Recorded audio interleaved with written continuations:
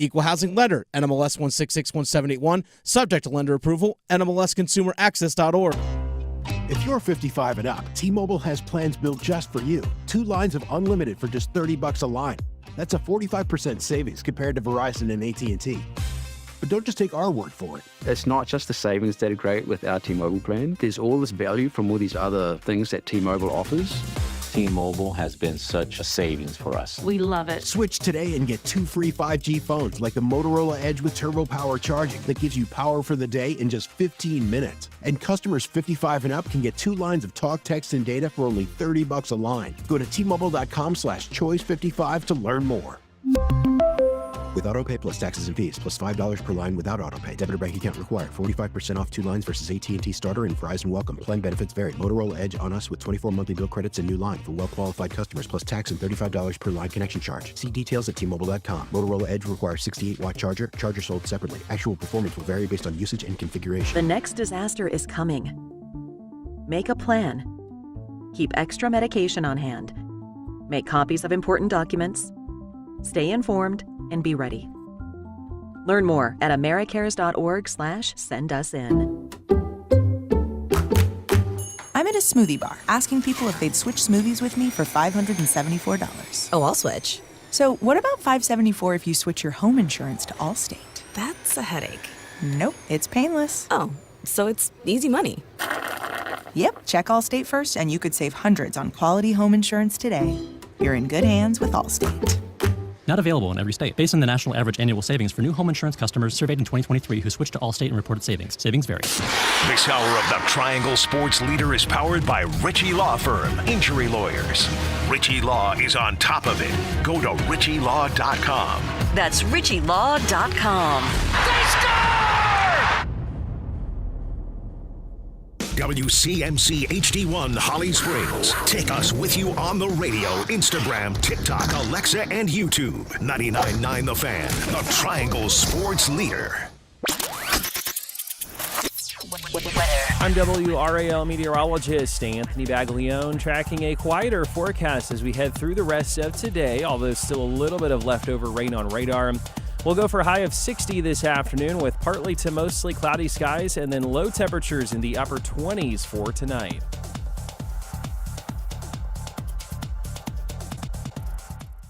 Weather update brought to you by Newcomb & Company, where your comfort is their business. Visit newcombandcompany.com.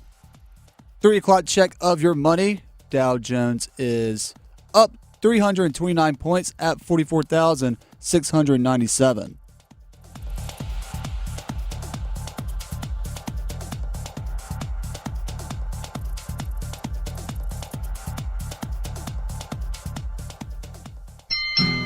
Kick left wing Hill, and he walks. Shuffled that pivot foot, and he knows it too.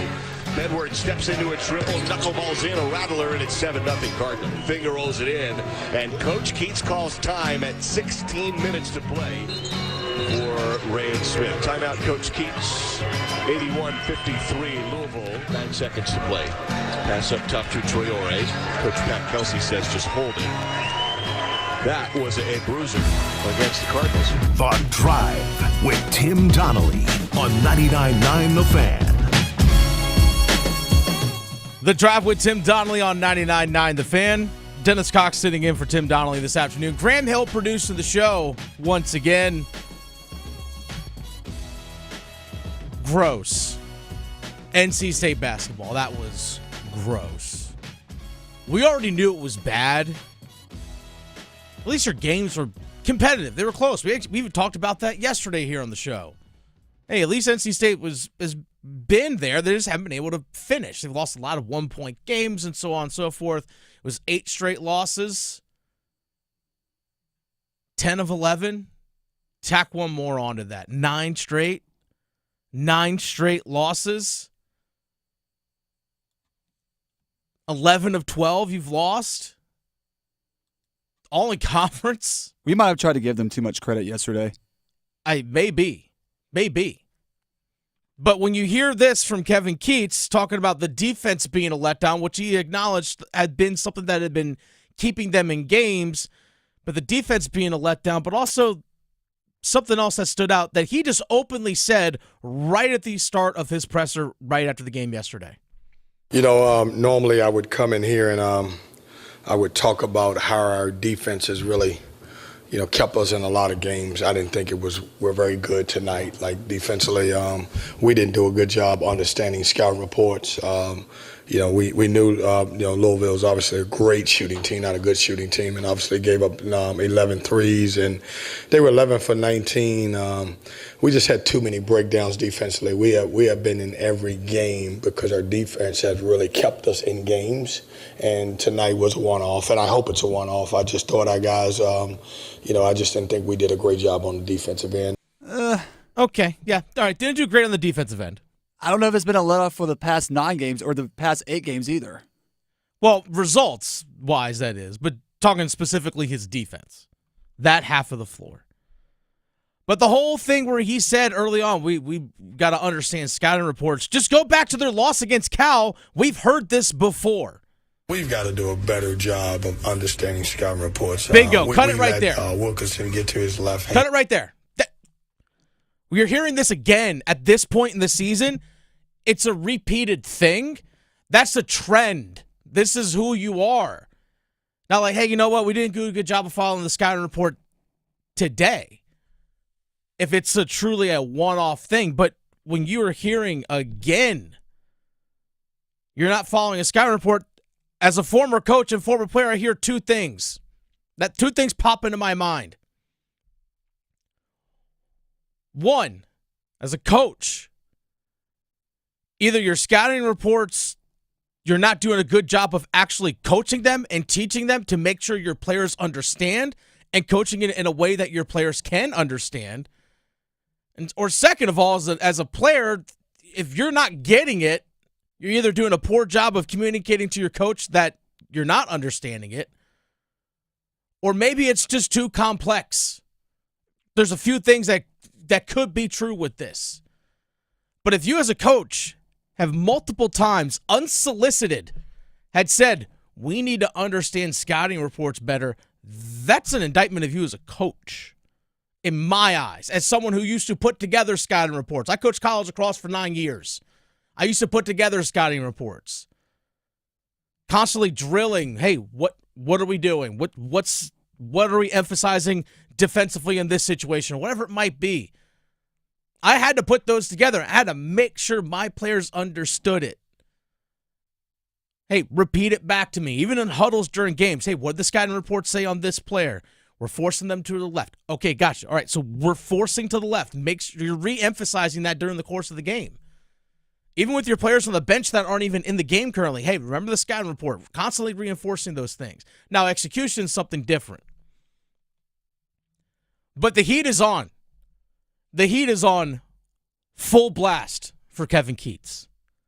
And I think he knows it too. Otherwise, why would he, unsolicited, bring up the successes of last year? Here's him closing out his presser after the game yesterday. If you think, if as a fan, if you're disappointed, how do you think the guys who work extremely hard every day? We're busting our butt every day, and let's not forget one thing. Now, we did hang a banner, 2 of them, that hadn't happened in 37 and 40 years. So let's have some respect for that part of it. Understand that we might not be having a great season, but we've done some pretty good things here. So, I think that's enough for people to understand that anything is possible, and what has happened and what we've delivered is pretty doggone good. Sheesh. People ain't buying that, man. People ain't buying that now. People ain't buying it. It's one thing if a couple of years ago you were right there. Let's say you finished in the top 4 of the ACC in the regular season. You pushed all the way to the ACC championship game, and you lost in the ACC title game. You go to the NCAA tournament, and you go to the Sweet 16. And it's like, and then the next year, hey, we won the tournament. Hey, we got to a Final Four. You built up good grace over several years. Like, you built up that over several years. That has not been the case. Let's not forget, they had to go on a magical run, a truly magical run, to get those banners. This hasn't been a team that's consistently been competing in the NCAA tournament, and this is the quote-unquote down year. That's not been the case. No, instead it's just been 3 NCAA tournament appearances in 7 years. Yeah. That's the problem. Yes. You can't just bank on last year's success as your get me out of jail free card. And I know that sounds ruthless. I know that sounds harsh to say, but that's just the reality. And that's just the point that this program's at right now. 100%. That being said right there, again, he was asked about the frustration level regarding his team and fans and all that. Hey, again, he's right when he says, hey, the players and the people on the team feel that frustration as much, if not more, than the fans. Because they're the ones actually out there on the floor trying to go out there and win. And it's not going for them. They're the ones actually physically out on the floor trying to do it. Trust me, the frustration's there. When you're not losing, the frustration's there. I've been on teams that have had winning records that have made deep playoff runs, both as a player and coach, and I've been on some very bad teams as both a player and a coach. And trust me, when you're on the losing end of a lot more than you win, it's frustrating as heck. But that, to me, reeks of desperation, especially against a Louisville team that turned it around literally in less than a year. Pat Kelsey at Louisville, first year as a head coach there at Louisville. Came from college of Charleston. Took like 2 or 3 transfers up with them from Charleston. Everyone else is from different programs. They got guys from Wisconsin. They've got guys from all different teams. Literally a brand new team built overnight. And right now they're tied for second in the ACC, 12-2. 12-2 in the ACC, tied with Clemson. 1 game back of Duke for first spot in the ACC. By the way, Pat Kelsey, if I had to vote for Coach of the Year, he's my vote. Oh, yeah, hands down. Hands down. He should win ACC Coach of the Year for what he has done. But it kind of goes to show you how quickly you can flip this stuff around. I think Keats feels the heat. I think he feels the heat. And it sounds desperate. NC State fans, I'm going to give you all an opportunity. 3:40 today. Phone lines are going to open up for you. We were going to give you all the same platform we gave Carolina fans a couple days ago after they lost badly to Clemson. We gave UNC fans that platform on Tuesday. NC State fans at 3:40 today, we're going to give you that same platform. So have that marked in. 30 minutes from now, you will have that same opportunity. This should be fun. 919-860-5326. Have that number marked down. It's The Drive with Tim Donnelly on 99.9 The Fan. Dennis Cox sitting in for Tim Donnelly this afternoon. Graham Hill producing the show. We know the Carolina Hurricanes aren't playing right now as a team. We have some players in the Four Nations Cup. Shout out to Seth Jarvis yesterday. Seth Jarvis getting an assist for Canada. Didn't have to play a whole lot, which is a good thing. Hey, save those legs. Stay safe. No injuries. Got an assist yesterday. But that doesn't mean, Canes fans, there isn't something new and fresh out there for you. There's some new content coming your way that might include a Canes Hall of Famer. Actually, it does include a Canes Hall of Famer. New podcast, Ice-T. We're going to talk to the host, Meghan Lamontagne, here in studio next. Hey, it's Tim Donnelly, and I want to help out all the fellas out there. Valentine's Day is right around the corner, and Bailey's Fine Jewelry wants to set you up to look good like a great point guard getting his shooting guard all the points and all the glory. They've curated a Valentine's gift guide to make your shopping experience seamless and impressive.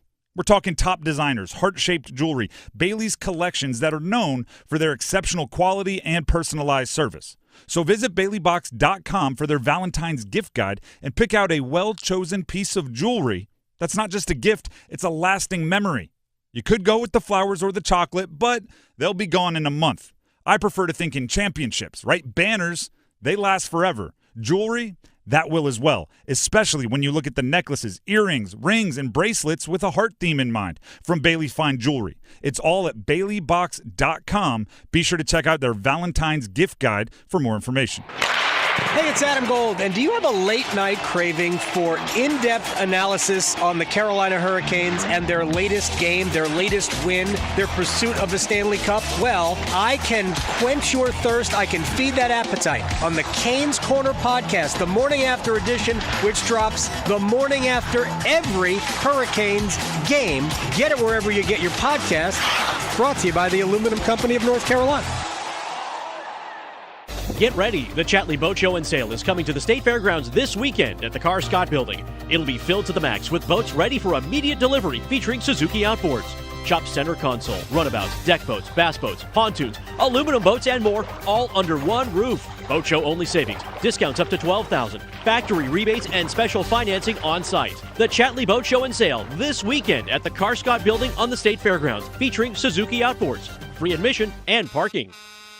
Everyone deserves a fast and reliable connection, one that helps better their everyday through the things they value most: friends and family, education and career. A connection that opens pathways to opportunity and builds roads to a better future. At Spectrum, we're committed to delivering just that every single day. Because with the right connection, anything is possible. That's Life Unlimited. That's Spectrum. Hey, John, why so glum? I just got let go. The company's downsizing. This is the third time in the last 2 years. I'm done with this. Have you thought about My Computer Career? I've heard they can train you for a career in IT in just a few months, including cybersecurity and the basics of AI. And you don't need prior training or experience. Now that's a recession-resistant career. Wow, thanks. I'll check them out. Go to mycomputercareer.edu and take the free career evaluation. mycomputercareer.edu. Financial aid is available for qualified students, including the GI Bill. Time to get ready for golf season, and Global Golf is ready for you. Global Golf is home to Carolina's largest selection of pre-owned golf clubs and can help every part of your game, from lessons, club fittings, and repairs. Don't forget, we take trade-ins. Bring in your current clubs and get store credit towards your new clubs. You're invited to Global Golf, open Monday through Saturday, 10 a.m. to 6 p.m. at 7320 ACC Boulevard, North Raleigh. It's bow time. A leg and thigh dinner from Bojangles for just $5.99. Leg and thigh dinner from Bojangles for just $5.99. So crispy. So crispy. And juicy. And juicy. So much flavor. So much. Stop it. What are you doing? What, you expect me to get this delicious deal and not say anything? You're unbelievable. You're unbelievable. With a boldly seasoned leg and thigh, choice of fixin', a biscuit, and legendary iced tea, it's a deal so good it's worth repeating. So eat and repeat while it lasts. It's bow time. It's bow time. Dine in, drive through, or tap your favorite delivery app and have Bojangles come to you. Satisfy your craving for flavor right now with Bojangles 2-piece dinner. 2 pieces of Bojangles dark meat chicken, your choice of fixin', a biscuit, and iced tea for just $5.99. That's right, just $5.99 for limited time at participating Bojangles. What are you waiting for? When you're hungry, it's always bow time. See website for details. BillsHappen.com is not a lender. It does not make credit decisions. Must be 18 years old. Not available in all states. Honey, everything is so expensive, and our bills are piling up. You're telling me credit cards are maxed out, rent is due, and the car payment's right around the corner? We need some extra cash. We should do what my friend from work did. She went to BillsHappen.com and got the money she needed the next day. Our credit is not great. Are you sure that would work for us? Bills Happen is one of the largest personal loan networks. They can help people with all credit types get up to $5,000. Sounds like it's going to be a hassle. My friend said it was super easy. She did it right from her phone during her lunch break. If you have a regular source of income, you can be approved for a loan for up to $5,000, and your cash can hit your bank account the next day. Bills Happen's lenders have millions of dollars to lend, regardless of your credit history. Guess what? I went to BillsHappen.com, and we're getting our money tomorrow. Wow, that's fast. Problem solved. If you need extra cash, go to BillsHappen.com. That's BillsHappen.com. BillsHappen.com. I played 14 years in the NHL and gone to the playoffs twice, and that's why you can never take it for granted. Right. And I tell a lot of people I was so young, and you know, even my day with the Stanley Cup, my dad planned the whole day.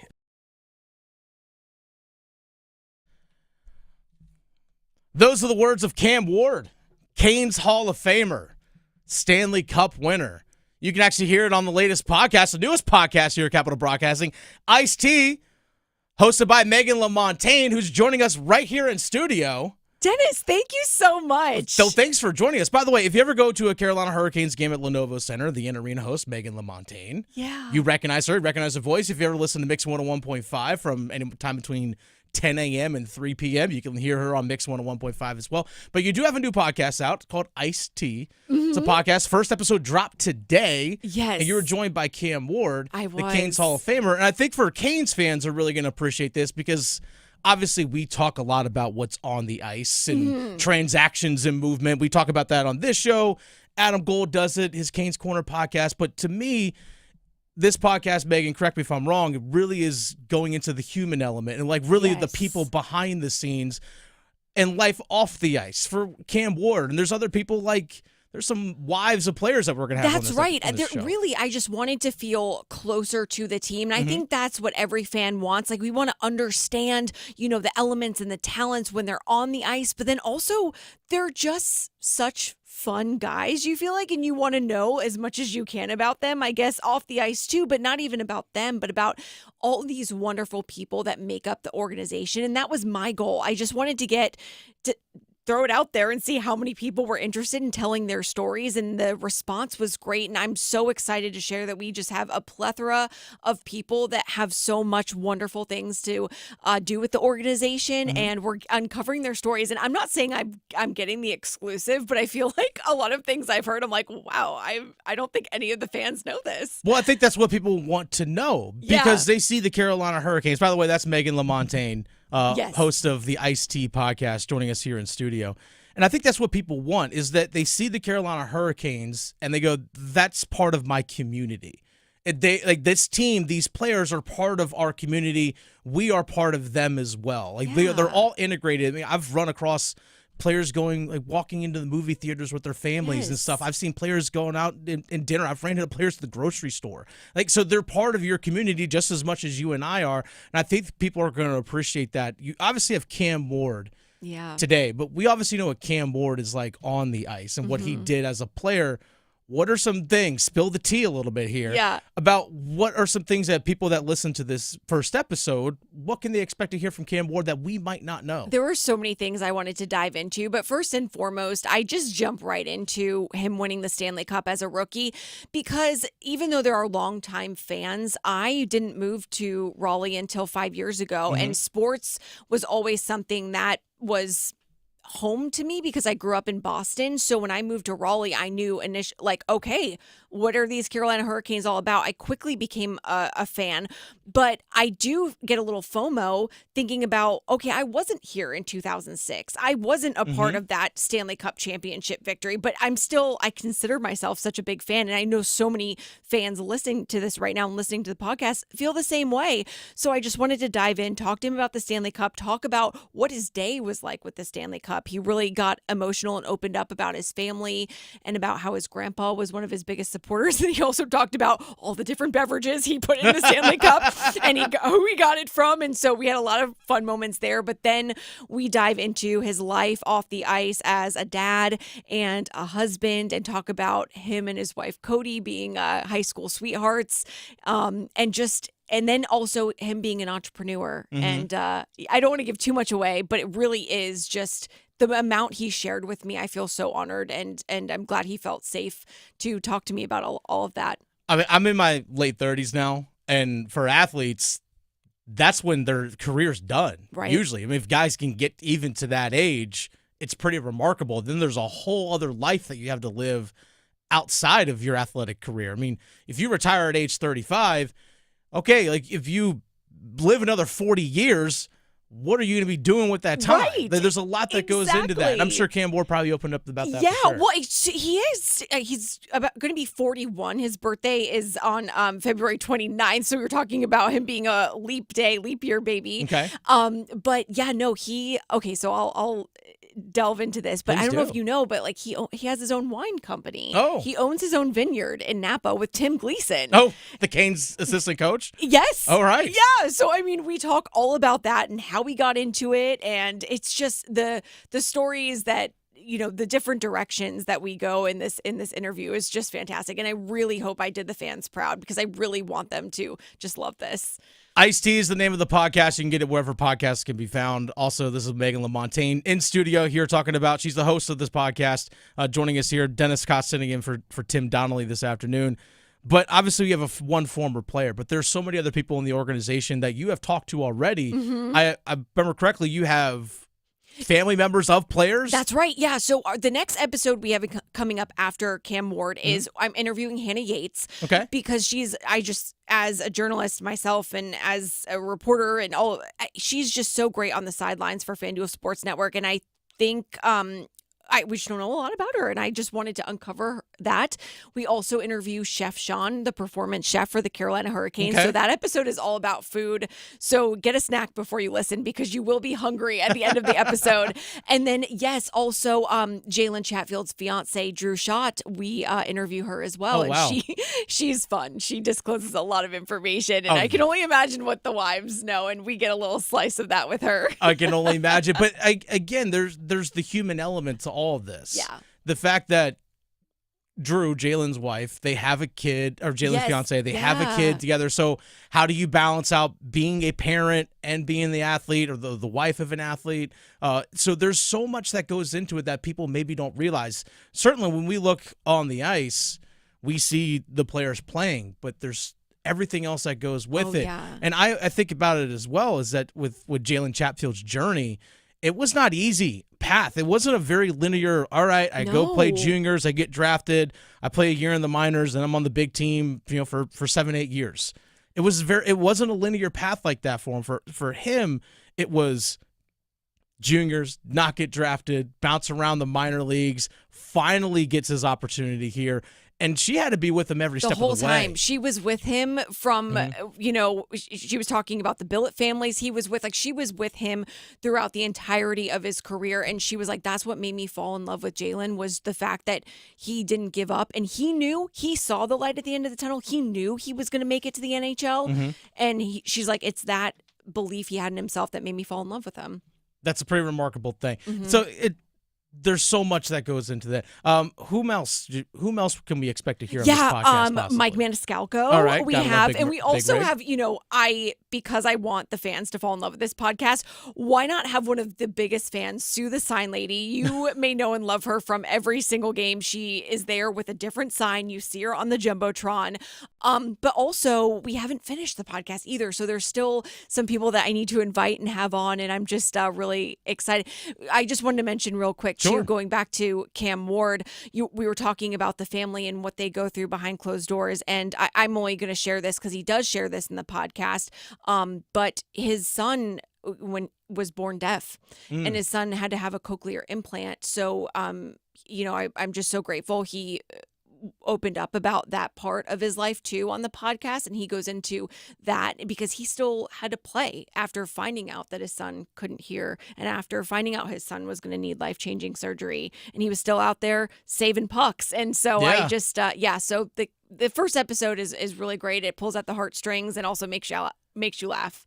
Yeah, that's, again, it's so easy for us to pass over those things. Like, being a parent is being a parent. Yeah. No matter what your profession is, being a parent is being a parent. And the people that have such high pressure situations or just a high pressure job where so many people are watching you and your results are known by everyone and everything is based on the results of what you do, and you still got to go home and be a parent. Exactly.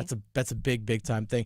Megan, where can people find Ice-T, whether it's online, YouTube? Where can they find it? Listening, where can people find this? You can listen to the Ice-T podcast wherever you get your podcasts. It's everywhere. And then also we do have a wonderful set and we do video it. So if you are someone that really likes to see, the expressions, then check it out on YouTube at Ice-T Podcast. Ice-T Podcast. Take a look for it right there. And also, leave comments. Please. Oh my gosh, subscribe to it. Leave comments and all that stuff for sure. Because if I had these people on again, I would love to ask them the questions that you have that I might not have covered. That's awesome. That's Meghan Lamontagne. Where can people follow you?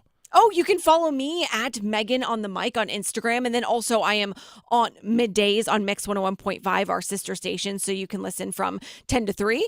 Hop over between Adam Gold and myself. Okay, there it is. Also, if you go to a Canes game at Lenovo Center, you'll see Meghan there as well. That's right. Megan, thanks so much for your Dennis, time. thank really you so appreciate much. it. Thank Absolutely. you. My pleasure. Again, Ice-T is the name of the podcast.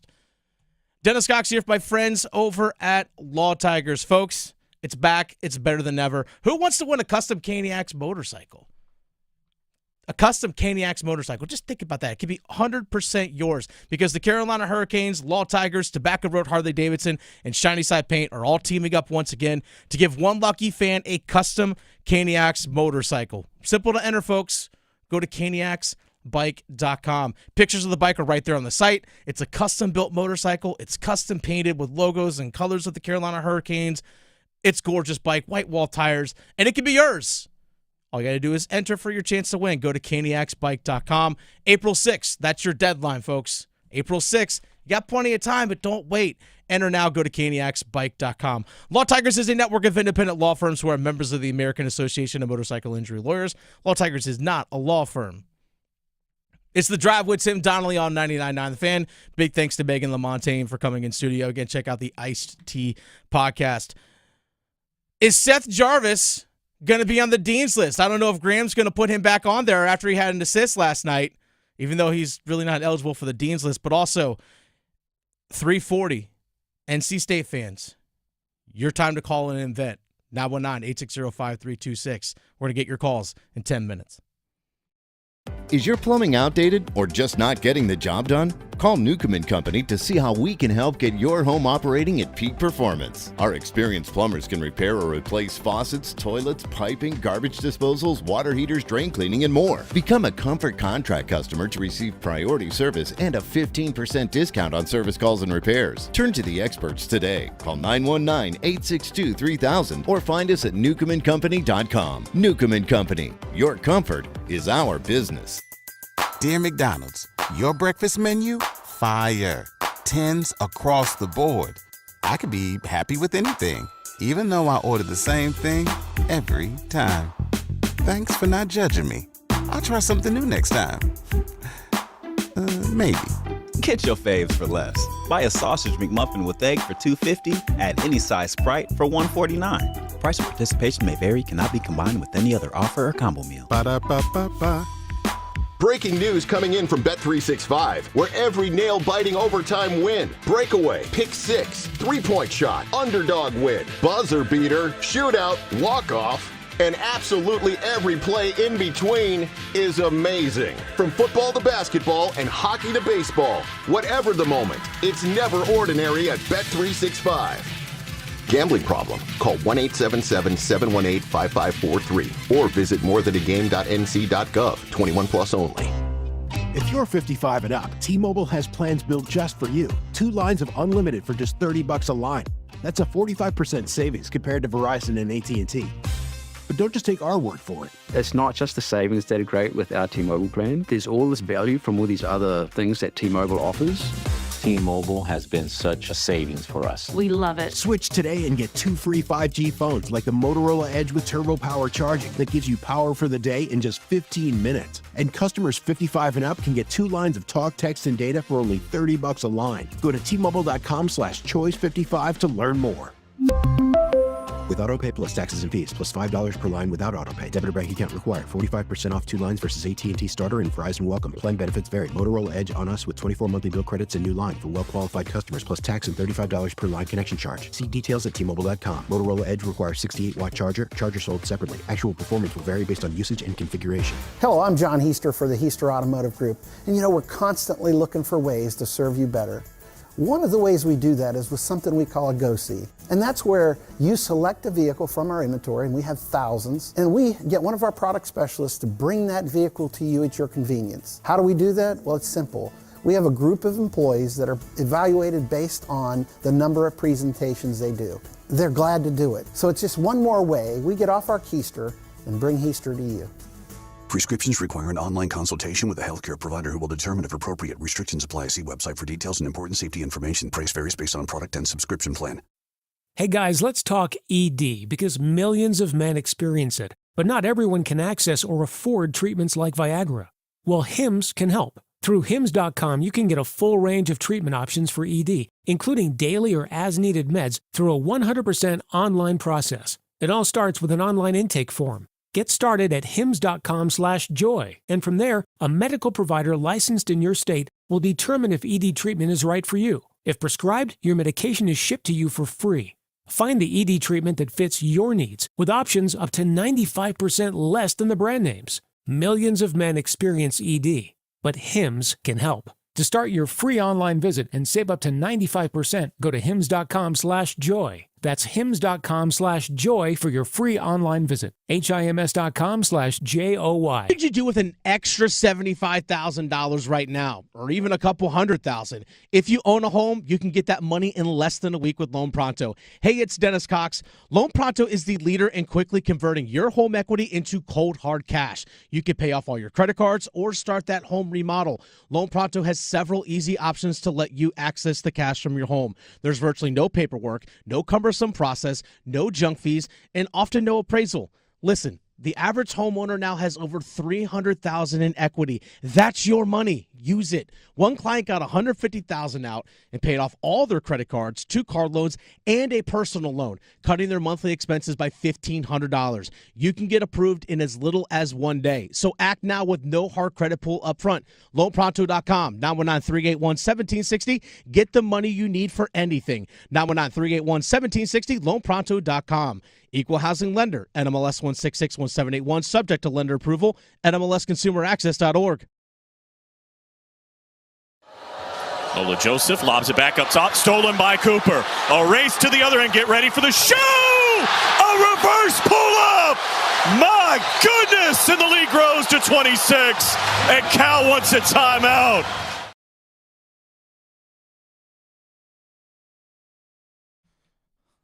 Duke got a win yesterday over Cal. Just kind of, let's be honest, 21-point win yesterday. Just swept their way through it. It was a relatively easy win. They kind of coasted their way through it. Wouldn't necessarily say it was a great Duke game, but they didn't play terrible either. It was just, they were good. They were good last night. We'll dive more into Duke here in a little bit. By the way, NC State fans, in 6 minutes, I'm going to give you all the platform and the opportunity to vent. We gave UNC fans that same opportunity 2 days ago after they lost to Clemson in a very frustrating way. We see the anger from NC State fans. So in 6 minutes at 3:40, 919-860-5FAN, 919-860-5326. But until then, class is in session. It's time for the Dean's List. Take a look around the college sports world. Mostly going to keep it here in the state of North Carolina. Including, let's go out to actually a little SoCon action, Graham. UNC Greensboro.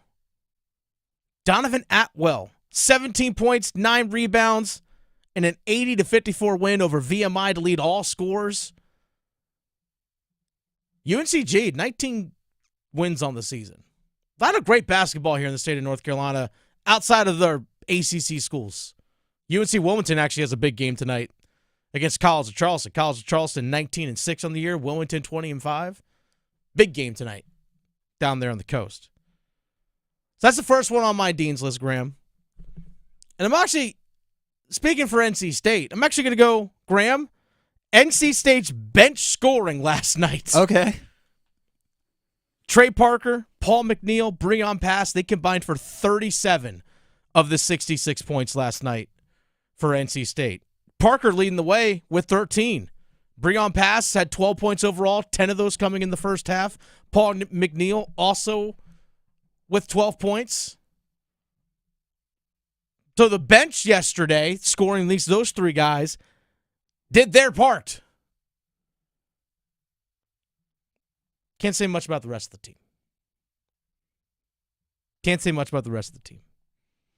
Graham, do you have anyone that you want to throw on the Dean's List? Yes, I'm actually going to go with somebody from college. Seth for Jarvis? today's Dean's List. You got me tripped up now. Mm-hmm. Mason Gillis made his return last night for the Duke did. Blue Devils. Didn't do too much. Only had, I believe, just 3 points, 15 minutes, 2 rebounds. But good to see him back on the court after sustaining a little bit of an injury. That kind of size, that kind of physicality down low could be the extra point of emphasis that Duke might need, both on the defensive glass and on the offensive glass as terms as rebounding, and could help them as far as just, look, you can never have too many big guys on the court at one time. Just ask Carolina or NC State. I mean, it's interesting. He's mostly been like a guard forward, but he has played the 5 a lot, actually, for John Shire, especially when Malik Brown was down with a knee injury. And Malik Brown actually got into big-time foul trouble yesterday. I think Malik Brown only played 13 minutes because he picked up 5 fouls. So Mason Gillis Sometimes we'll go down low, part of that versatile lineup that Duke definitely has for sure. He's a big piece for them coming off the bench. But a big piece, my final one on the Dean's list, Tyrese Proctor of Duke, 18 points yesterday for the Blue Devils in their win over Cal. 4 straight games having scored at least 16 points for Tyrese Proctor. He's heating up. He is heating up for Duke. Anyone else you want to throw on the Dean's list? Well, just to go to your point for Tyrese Proctor, his three-point shooting ability, like when he's hot and he's going, that could also be just an extra motivation, not an extra motivation factor, but just an extra point of emphasis, extra attack for Duke if they want to make a deep run in the NCAA tournament. They have the size down low to dominate. But if you get some outside shooting from Tyrese Proctor, one of your veteran players, that can really be a tough thing to guard for teams in the NCAA tournament. I think the ability to adapt your game is so vital for players when they get to from high school to college and from college to the pros, no matter what your sport is, because Tyrese Proctor was pretty much a ball-dominant guard, but he's evolved in understanding the fact that, okay, Sion James has come in, taken over as the starting point guard, even though Sion James came off the bench a little bit early in the year and he's replaced Caleb Foster in the starting lineup. But Sion James has been the point guard. Then we also know that Con Knipple has the ability to create his own shot or work off ball to score as well. And then obviously Cooper Flagg's going to get the ball a ton in his hands, especially in half-court sets. But Tyrese Proctor is like, okay, well, how do I fit in? How do I adapt my game to still contribute, to still stay on the floor? And it's his ability to catch and shoot and work off the ball that has been most impressive. Sure, when the ball's in his hands, he can still create his own shot. We've seen him take step-back three-pointers. He can get to the rim and distribute. He's added the element of being able to catch and shoot off the ball to his game, and he has elevated his play. Yeah, he had a little bit of a lull during the mid part of the season. Players all go through it, even the great ones. But he has definitely stepped up his game for sure to be that part of that secondary scoring outside of Cooper Flagg. And then obviously there's Knipple and there's everyone else that contributes in some way, shape, or form. But Tyrese Proctor really has adapted and evolved his game. And I think he's a great piece for Duke basketball. And he's just become such a great unselfish player. Not that he was ever selfish to begin with, but you would think with him being one of the more veteran players on this roster that he would think, hey, you know, this offense still needs to run through me. But he realizes that he needs to take a step back, and if his role is just to facilitate, he's doing a good job of it. He lets the game come to him naturally, I think is the best way to put it. Yeah, nothing seems forced. Nothing seems forced with him. All right, so that's the Dean's list. Class is out of session.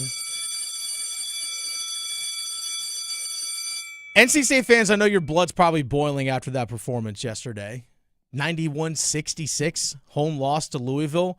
Graham, you heard it on the broadcast yesterday. Fans booing. Fans booing big time yesterday at Lenovo Center. And gosh, I didn't make it to that game, but I can only imagine that place, they never really got like a full shot of the entire arena, but I doubt it was anywhere near capacity crowd. I doubt it. Certainly did not look like it on TV. I mean, you usually have students sitting behind the goals on either side. None really a lot. If any, they were scattered. It was not like condensed. There's a level of not just apathy that set in, but just pure frustration. I think a lot of it has carried over from the football season. That's why NC State fans, 919-860-5FAN, 919-860-5326. Opening up the phone lines for you. Graham's already taking calls right now. But yeah, this has got to be frustrating as heck for you if you're an NC State fan, especially when you had such high expectations coming into the season or just coming into the school year, I should say, with your football team and all the money that was put into the transfer portal and so on to get players and a bunch of money that was put in. And you were sold a bill of goods of, hey, our football team might be a dark horse for the ACC championship, which in that case puts you as a dark horse for making it to the college football playoff. And you go 6-6. Not only do you go 6-6, but then in your bowl game against East Carolina, the team that's 75 miles down the road from you, beat you in that bowl game. And then, yeah, it carries over into the basketball season. It's like, yeah, you got the banners go up, but then all of a sudden, now we've lost 9 straight. 11 of 12. And NC State fans must be pretty upset, including, I'm going to play this clip. I know we got Vince and Edward on the line ready to go here, but Graham, let's play the clip of Kevin Keatts talking about the level of frustration that we saw yesterday, or that he talked about from the players. This is Kevin Keatts yesterday in his press conference, talking about the level of frustration that both he and the players are feeling, but also had to bring up something as well. If you think, if as a fan, if you're disappointed, how do you think the guys who work extremely hard every day? We're busting our butt every day, and let's not forget one thing now. We did hang a banner, 2 of them, that hadn't happened in 37 and 40 years. So let's have some respect for that part of it. Understand that we might not be having a great season, but we've done some pretty good things here. So, I think that's enough for people to understand that anything is possible, and what has happened and what we've delivered is pretty doggone good. Hey, remember that thing I did for you? That's what that sounds like. Let's go to Vince in Raleigh. Vince joining us here in the Heister Automotive Group hotline. Vince, fire away. Gentlemen, thanks for taking my call. I wanted to, before I go to my point, I want to address something that you talked about the crowd last night. It was very empty. My daughter goes to state and has never missed a game. And her and her friends all stayed home. And basically, it was like a boycott. The student section was practically empty. So that was depressing. Now, my point about Keatts is that my daughter actually went to school with his son at Broughton. He's a great guy, great family man. I really respect him. I love Keatts as a guy. He's a tremendous dude. Go on. He is. That's the thing. So there's nothing personal here. But really, like you guys had said before, Graham said that, 3 of 7 years they've made the NCAA tournament. Last year so one of those was a miracle last year. Really, that's not the level that you're expecting here. And I think, if they had come out this year and gone 20-12 and, fine, you were like, great, stick around. But I think a lot of people now are like, basically also with the talent level that he brought in, some pretty good players, 18 wins, 19, 20, but not this. Basically, I feel like he's lost the team. And in that case, maybe it's time. Vince, thank you for the call. Really do appreciate it. And the thing you mentioned about your daughter being a state student, goes to every single game, and then people staying home as a boycott. I mean, that's honestly a way to show your frustration, is you do it through your wallet, is the way to show it. You do it through your wallet by not showing up to games. I was at the game against Pitt when UNC played on Saturday at the Dean Dome. There were a lot of empty seats. A lot of empty seats at the Dean Dome in a game that was needed. I was like, it's 4 o'clock on a Saturday.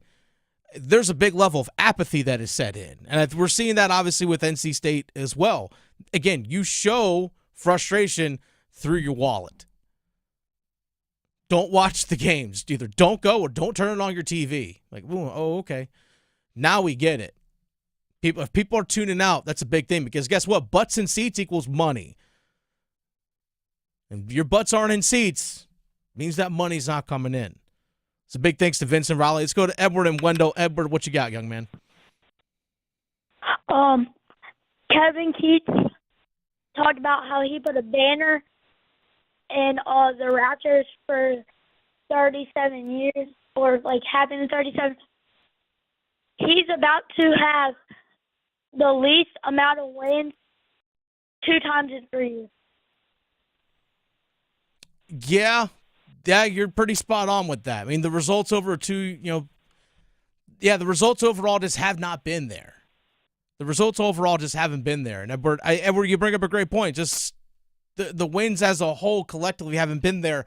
I understand that early in Kevin Keatts' career there might be a little bit of grace because there was still the Mark Gottfried NCAA investigation that was kind of hanging a cloud over the team a little bit, even though Keats did make the NCAA tournament his first year here in Raleigh. And beat Duke and Carolina in the same year. So it was a big honeymoon phase there for a little bit. It's like, okay, like that's talking about building up some good grace. Oh, you made the NCAA tournament and you beat the two teams in the area as well? Oh, okay. All right.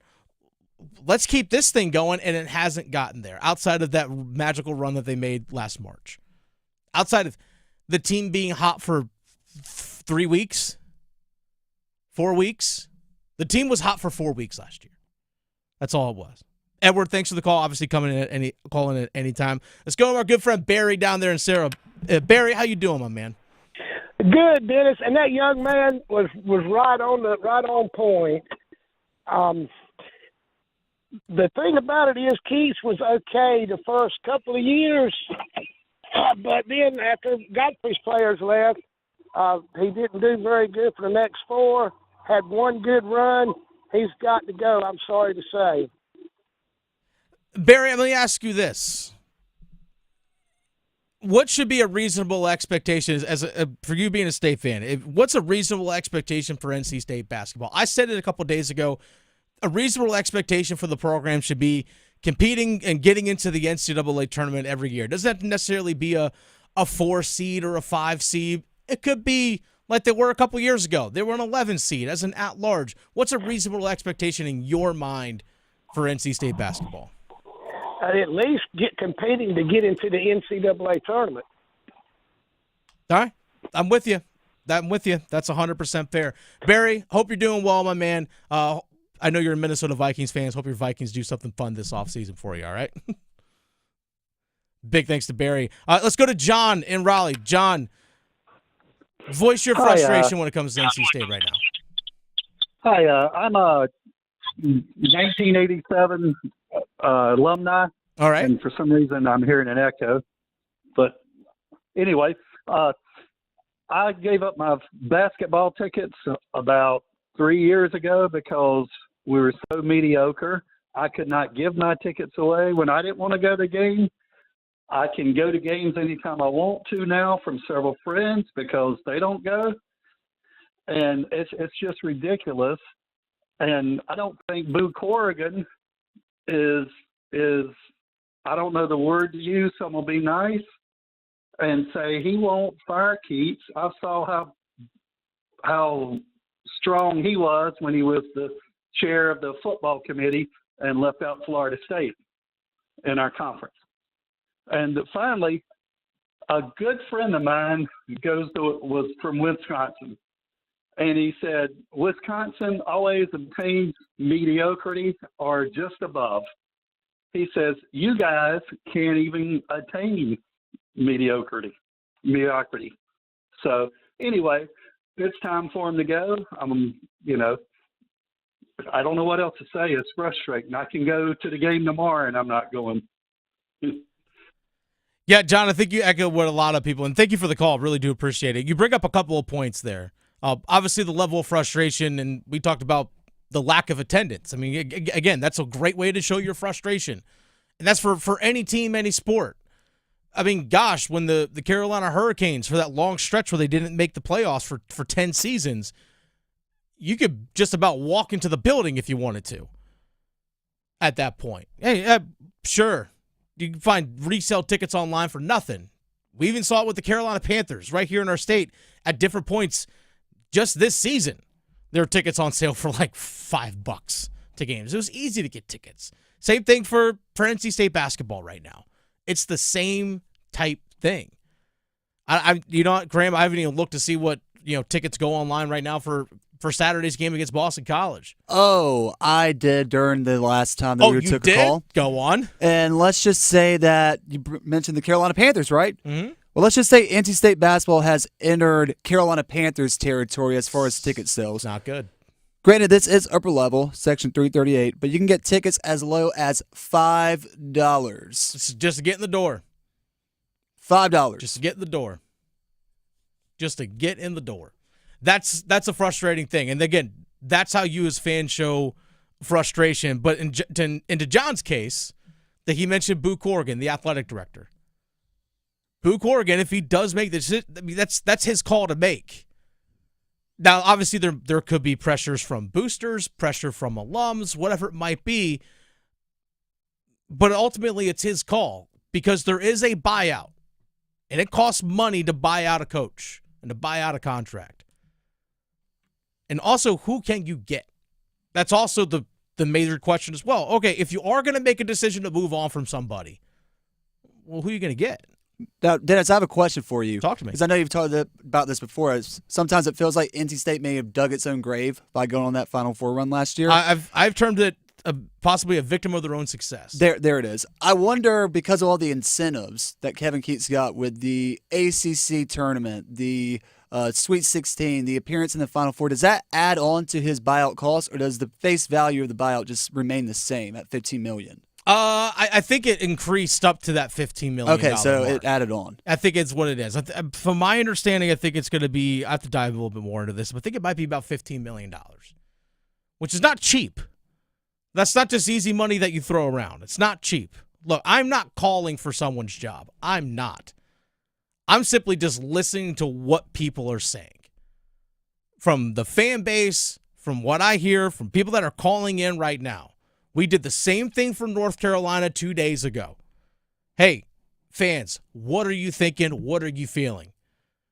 And we heard a mix when it came to Hubert Davis. Some people said with Hubert Davis, got to let him go. Some people said, hey, give him another year when he gets the general manager and all that kind of stuff in. But I will say this. Something that the administration has to take into consideration, whether you're Carolina, whether you're NC State, or any program looking to make a change with the coach. Two things. If you do decide to make a move, who can you get? Who can you get? Because if you get someone that's just going to do the same thing, then you just made a change for the sake of making a change. Hey, look, I made a change. I moved the couch from this side of the wall to that side of the wall. That didn't really change anything. But also you have to weigh in, if you don't make a change, what's it going to cost you? Because if you don't make a change, you have a level of apathy from your fans, not just level of apathy, but also just hate from your fans and distaste. It's going to take a lot to bring those people back. And again, it's all about the dollars. If you get a booster that says, hey, you know what? If that guy's still here, I'm not going to contribute as much this year. Well, then that affects the bottom line. There's the trickle down that comes with all those kinds of things. If we're not selling tickets, that's not it's money not in our pockets that you desperately need. NC State, believe it or not, is actually trying to find ways to generate revenue. They're actually opening up the naming rights to their athletic director position. They're going to look to sell that as like a naming rights. Like you have, like, you know, for example, Bojangles Coliseum or Lenovo Center. It could be like the Krispy Kreme NC State athletic director, whatever it is. They're opening up that as someone can buy the naming rights to that position. We've seen that with coaches and stuff before. People buy the naming rights to those things. So it's always referred to as for example, if Graham Hill buys the naming rights, it's going to be the Graham Hill athletic director at NC State.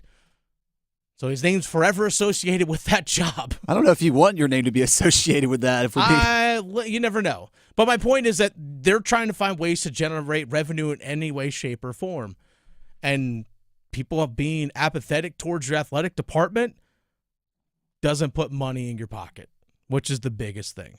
It's a tough situation that NC State is in right now.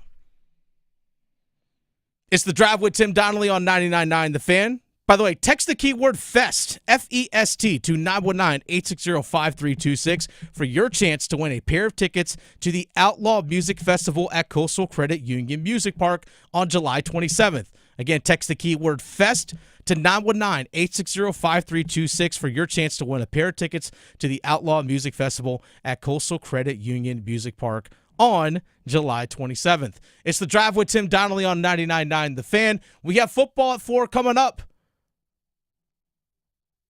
Still thinking about the NFL draft that's coming up, because now that the Super Bowl is gone, it's full-on mock draft season. There are some models I think the Carolina Panthers need to follow if they want to have long-term success. We'll have that next. Move your sports day forward. They felt that they couldn't get there with Marty Necas and Jack Drury. That's what a trade is. It wasn't going to work with those two guys. But perhaps with Mikko Rantanen and Taylor Hall, it does work. And maybe that window just got a little bit bigger. Time will tell. Time will tell. That is the biggest elephant in the room. This is a new era of Carolina Hurricanes hockey. Get set up. Join Next Up with Paul Ihander. Mornings at 9 on 99.9 The Fan, the Triangle Sports Leader. This is Gordon Miller with Miller Lending and Carey, and I have a question. When it comes time to buy a house, do you just look at one? Probably not. So when it comes time to working with a lender, multiple surveys have shown that borrowers who requested multiple quotes were far more likely to receive better terms when compared to those who likely only spoke to one. So why Miller Lending? As a mortgage broker, we're not limited to only one lender, as is the case with your bank. We act as more of a one-stop shop. With access to over 24 lenders, it's not uncommon to receive multiple bids for your mortgage. Recently, we've saved numerous homeowners upwards of $10,000 or more in closing costs for the same interest rate they'd been quoted. Now, while you may think all lenders are the same, they aren't. So whether it's a no closing cost purchase, our highly competitive FHA, VA, or jumbo rate, see why thousands of satisfied clients have chosen Miller Lending as their lender for life. 919-447-3377, or simply apply online at millerlending.com. Miller Lending is an equal housing lender and MLS number 250-2146. Welcome to Take 5 Oil Change. Hey, which way is your waiting room? Oh, you can stay in your car. It only takes 10 minutes. I can stay in? Get out. I better find a good playlist to listen to while I wait. EDM? Nah. Oh, what about something classical? Nah. You got any suggestions? Dad rock? Now you speaking my language. Take 5. The stay in your car 10-minute oil change. This Valentine's Day, if you really want to impress me, how about a romantic meal at home from the Butcher's Market? So we each get a juicy filet mignon, lobster tails, twice-baked potatoes, and 4 long-stem chocolate-covered strawberries. Pretty romantic. Right. And the folks over at the Butcher's Market have made it so easy for guys like us. I just order online, and it'll be ready for pickup when I walk in the door. So what are you waiting for? Visit thebutchersmarket.com now. Trust me, you'll be glad you did. Hey, it's Adam Gold for my friends at FanDuel, America's #1 sports book. When the game tips off, the NBA action is just beginning on FanDuel. Again, America's #1 sports book, because FanDuel's your home for live NBA betting. So even if you miss the start of the game, you're not out of luck. However you want to play, now is the perfect time to join. New customers get started with $150 in bonus bets if your first $5 bet wins. Go to FanDuel.com/AdamGold and join today. FanDuel.com/AdamGold for your shot at $150 in bonus bets. Make every moment more with FanDuel. 21 and over and present in North Carolina. First online real money wager only. $5 first deposit required. Bonuses issued as non-withdrawable bonus bets, which expire 7 days after receipt. Restrictions apply. See terms at sportsbook.fanduel.com. Gambling problem? Call 877-718-5543 or visit morethanagame.nc.gov. Organize easy. Organize tough. Customize your work truck or van with upfit solutions from Van Products. Steel and aluminum shelving, toolboxes, data files, cabinets, drawers, conduit carriers, ladder racks, everything safe and secure. Everything built as unbreakable as you by Adrian Steel. Backed by the best warranty in the business. 3 years, 36,000 miles. Everything custom installed by Van Products so you know it's done right. From a single work rig to a fleet, choose custom installed upfit solutions from Van Products. This hour of the Triangle Sports Leader is powered by Ritchie Law Firm, injury lawyers. Ritchie Law is on top of it. Go to ritchielaw.com. That's ritchielaw.com. WCMC HD1 Holly Springs. Take us with you on the radio, Instagram, TikTok, Alexa, and YouTube. 99.9 The Fan, the Triangle Sports Leader. A little bit of rain still left on radar, but the majority of us starting to quiet down here as we head through the next couple of hours into this afternoon. We're going to go for a high of 60 degrees today with cloud cover starting to break up, and then 29, a chilly forecast as we head into tonight. I'm WRAL meteorologist Anthony Baglione. Weather update brought to you by Newcomb & Company, where your comfort is their business. Visit newcombandcompany.com. 4 o'clock check of your money. Dow Jones up 342 points at 44,711.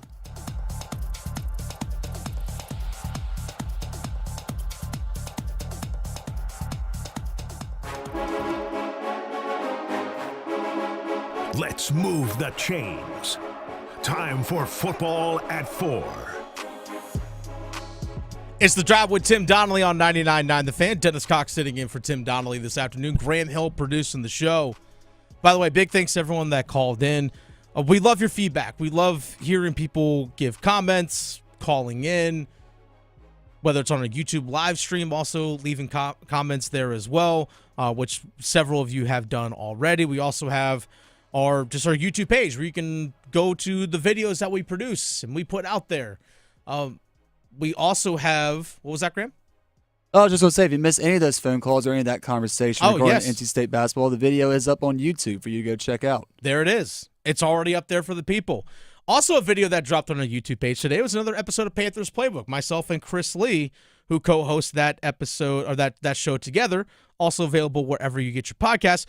We had a conversation, something that actually kind of ties into what we talked about earlier this week, Graham, right after the Super Bowl, what the Philadelphia Eagles did to the Kansas City Chiefs and the domination of which they displayed. It was a domination from their defense.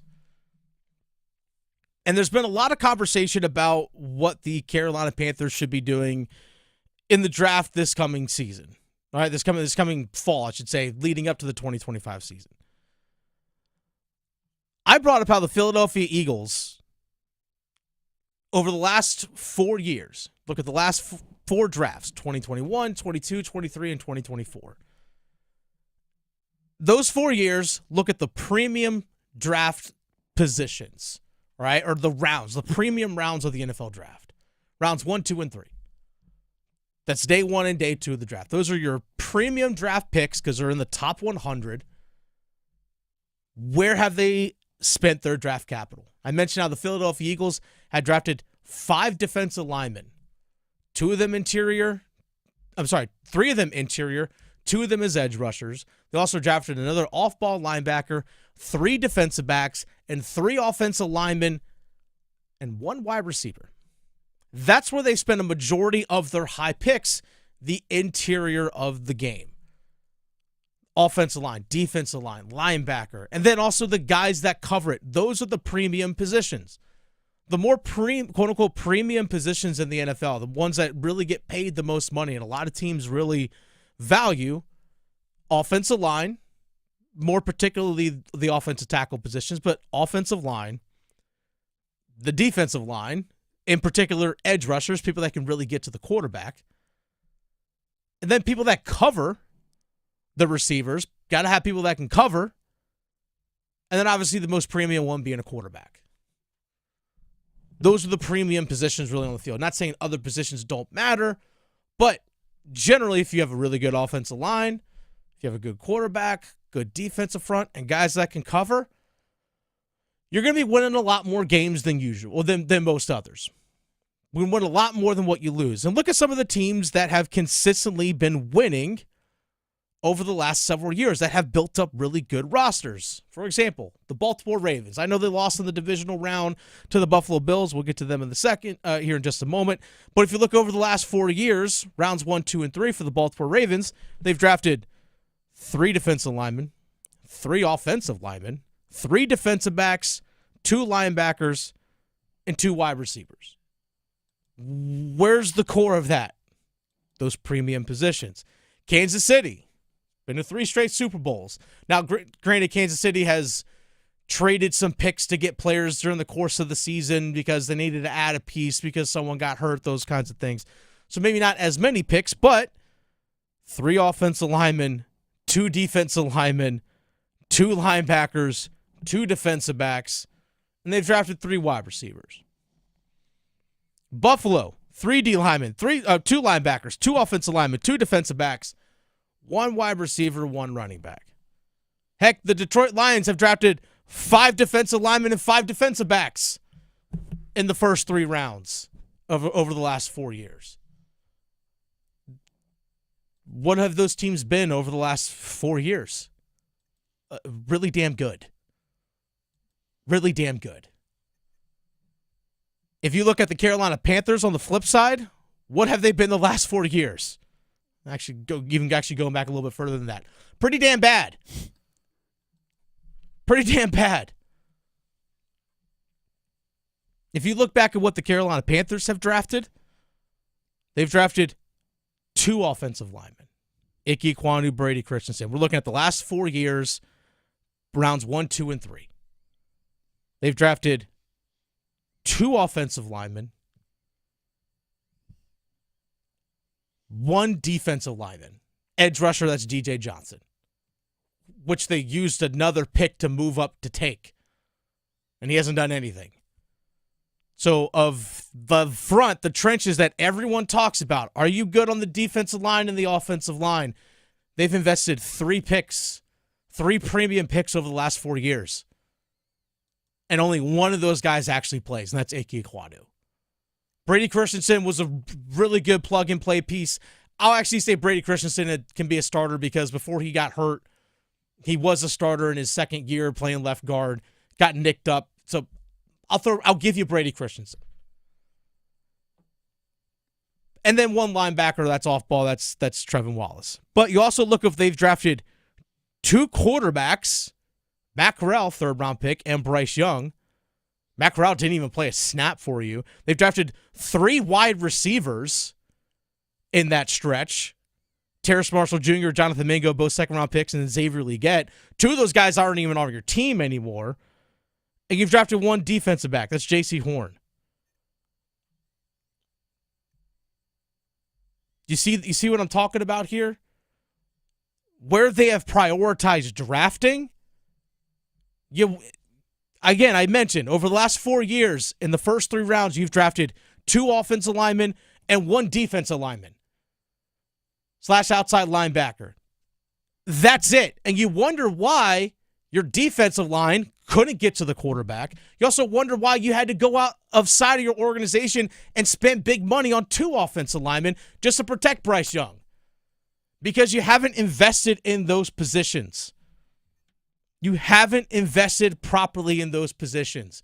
And you wonder why teams that invest properly into those premium spots, Baltimore, Kansas City, Buffalo, Detroit, oh, that's funny. They sustain success, Philadelphia included. Think about how good those quarterbacks are mobily. Yeah. They're great in the pass play, but also they know they have plenty of time to go through the progressions, go through their reads, and then if nothing's there, they can tuck in and run. First season, Bryce Young, it seemed like he would try to do that even earlier this year. He would try to scramble outside the pocket, show off his mobile ability, but he would have his offensive line collapse in front of him, and next thing you know, he's down on the ground taking a sack. Yeah. He got beat up his rookie year. But guess what? You put a bunch of money into that offensive line. Oh, it's funny how things got better. So when it comes to drafting, you've already spent enough draft capital on wide receivers with premium picks over the last 40 years. Again, 2 guys that aren't even on your team anymore. Bad drafting. Dan Morgan better get this right. He has to get this right. Put an emphasis drafting in the premium positions. Solidify the fronts. Pretty plain and simple. It's The Drive with Tim Donnelly on 99.9 The Fan. Dennis Cox sitting in for Tim Donnelly this afternoon. And Dennis Cox here for my friends over at ESPN Bet Sportsbook. As football winds down, college basketball is gearing up. Fans are ready to see which teams will prove they are ready to shine in March and who will be seen in San Antonio. You can get in on all the action from tip-off to the final whistle at ESPN Bet Sportsbook. Right now, new ESPN Bet Sportsbook customers can bet $10 to get $100 in bonus bets and unlock 30 days of ESPN Plus. Download the app and sign up with the promo code RADIO100 to get started today. Must be 21 plus. Gambling problem? Call 877-718-5543 or visit morethanagame.nc.gov. Terms and conditions apply. See app for details. It's The Drive with Tim Donnelly on 99.9 The Fan. Coming up in about 5 minutes, we're going to have ACC Cons and Cons. Has not been a great few days in the ACC here in the state of North Carolina. For the 4 schools in the ACC in the state of North Carolina, hasn't overall been a great few days. We'll have Cons and Cons, also get to a ladder challenge, and one Carolina Hurricane did exactly what he needed to do last night. We'll have that more coming up next here on The Drive. Listen for the Did He Just Do That? Johnson trying to step back for a 3. Bring it up. Left side. Boy, that was cold-blooded. The deep looks from downtown. Damask from the right block. Gives to Hawkins. Straight on. Triple. Good. They left him open, and he makes him pay. The Get That Out of Here's. Bonner to the basket. Rejected by Renew, who saw that one coming. Your exclusive home for the Final Four. 99.9 The Fan. The Triangle Sports Leader. Soundstation and Security, your automotive and audio experts. Car audio, car video, home theater, wheels and tires, and so much more. Plus, did you know Soundstation and Security offers full service for your vehicle? Alignments, inspection, oil changes, window tinting, and custom exhaust. And with a variety of financing options, Soundstation and Security can help you get what you need today. 2 locations, downtown Smithfield and on Glenwood Avenue in Raleigh. Soundstation and Security. Visit myhotsound.com. Dear McDonald's, your breakfast menu? Fire. 10s across the board. I could be happy with anything, even though I order the same thing every time. Thanks for not judging me. I'll try something new next time. Maybe. Get your faves for less. Buy a sausage McMuffin with egg for $2.50. Add any size Sprite for $1.49. Price of participation may vary. Cannot be combined with any other offer or combo meal. Ba-da-ba-ba-ba. Get ready. The Chatley Boat Show and Sale is coming to the State Fairgrounds this weekend at the Scott Building. It'll be filled to the max with boats ready for immediate delivery featuring Suzuki outboards. Shop center console, runabouts, deck boats, bass boats, pontoons, aluminum boats, and more, all under one roof. Boat show only savings, discounts up to $12,000, factory rebates, and special financing on site. The Chatley Boat Show and Sale this weekend at the Scott Building on the State Fairgrounds, featuring Suzuki outboards, free admission and parking. Jackson Hewitt makes taxes feel like a yacht rock song. Breeze, give me my biggest tax refund, please. You, me, and a lifetime accuracy guarantee. And now get $100 just to try Jackson Hewitt. Does your tax person do that? Say goodbye to that no guarantee tax guy. Ready to sail through tax season? Go to Jackson Hewitt and you'll be limited time offer for new clients. Participating locations only. Terms at jacksonhewitt.com. This is a story of the one.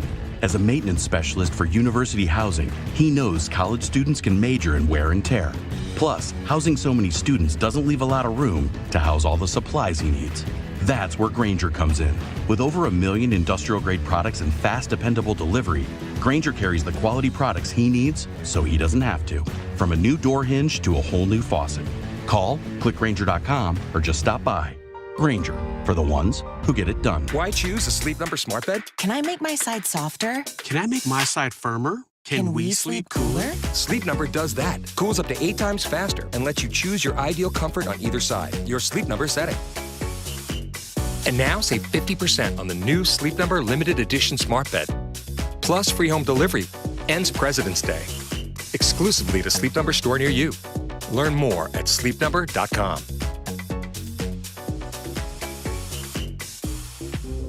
Something amazing is happening when power outages strike. Teams are powering through them. That's because CDW Solutions architects are building more resilient IT and electrical infrastructures with Schneider Electric. With EcoCare remote monitoring services and 24/7 support, your organization can do more than keep the lights on. Schneider Electric and CDW make amazing happen. Learn more at cdw.com/Schneider Electric. Order for Jennifer C. Is this my double shot, double cream, double froth, double pump, double whip, double sleeve? Yeah. Can you handle that much caffeine? Did you know Discover automatically doubles all the cash back you've earned at the end of your first year? Oh, really? That's great. Seriously, did you know Discover automatically doubles all the cash back you've earned at the end of your first year? Yeah, you just said that. Did you say I just said that? Yeah, I'm cutting you off. I can't have any more? Why not? You earn, we match. Discover Cashback Match. See terms at discover.com/creditcard. Fires right for Smith. Watch out. 3-pointers up and down for Rain Smith. Timeout, Coach Keats. 81-53 Louisville. Yeah, it was a rough one for NC State last night. Pretty rough one. We'll have ACC Cons and Cons coming here in just a little bit.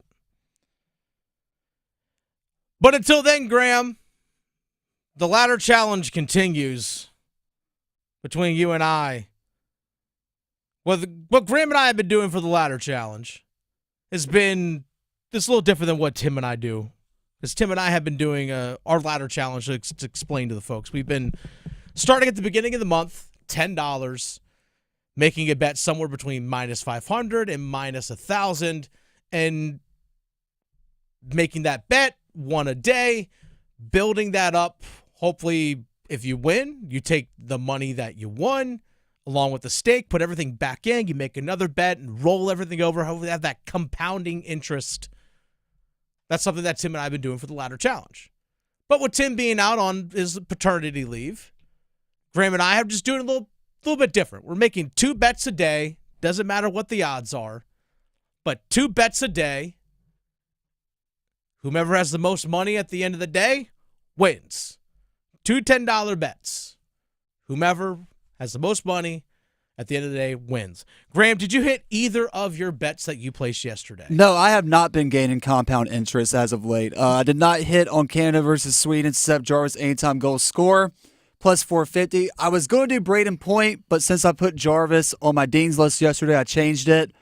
Should have kept Braden Point because he did score for Canada last night. Seth Jarvis did have an assist, so maybe I should have just anytime registered a point. Mm-hmm.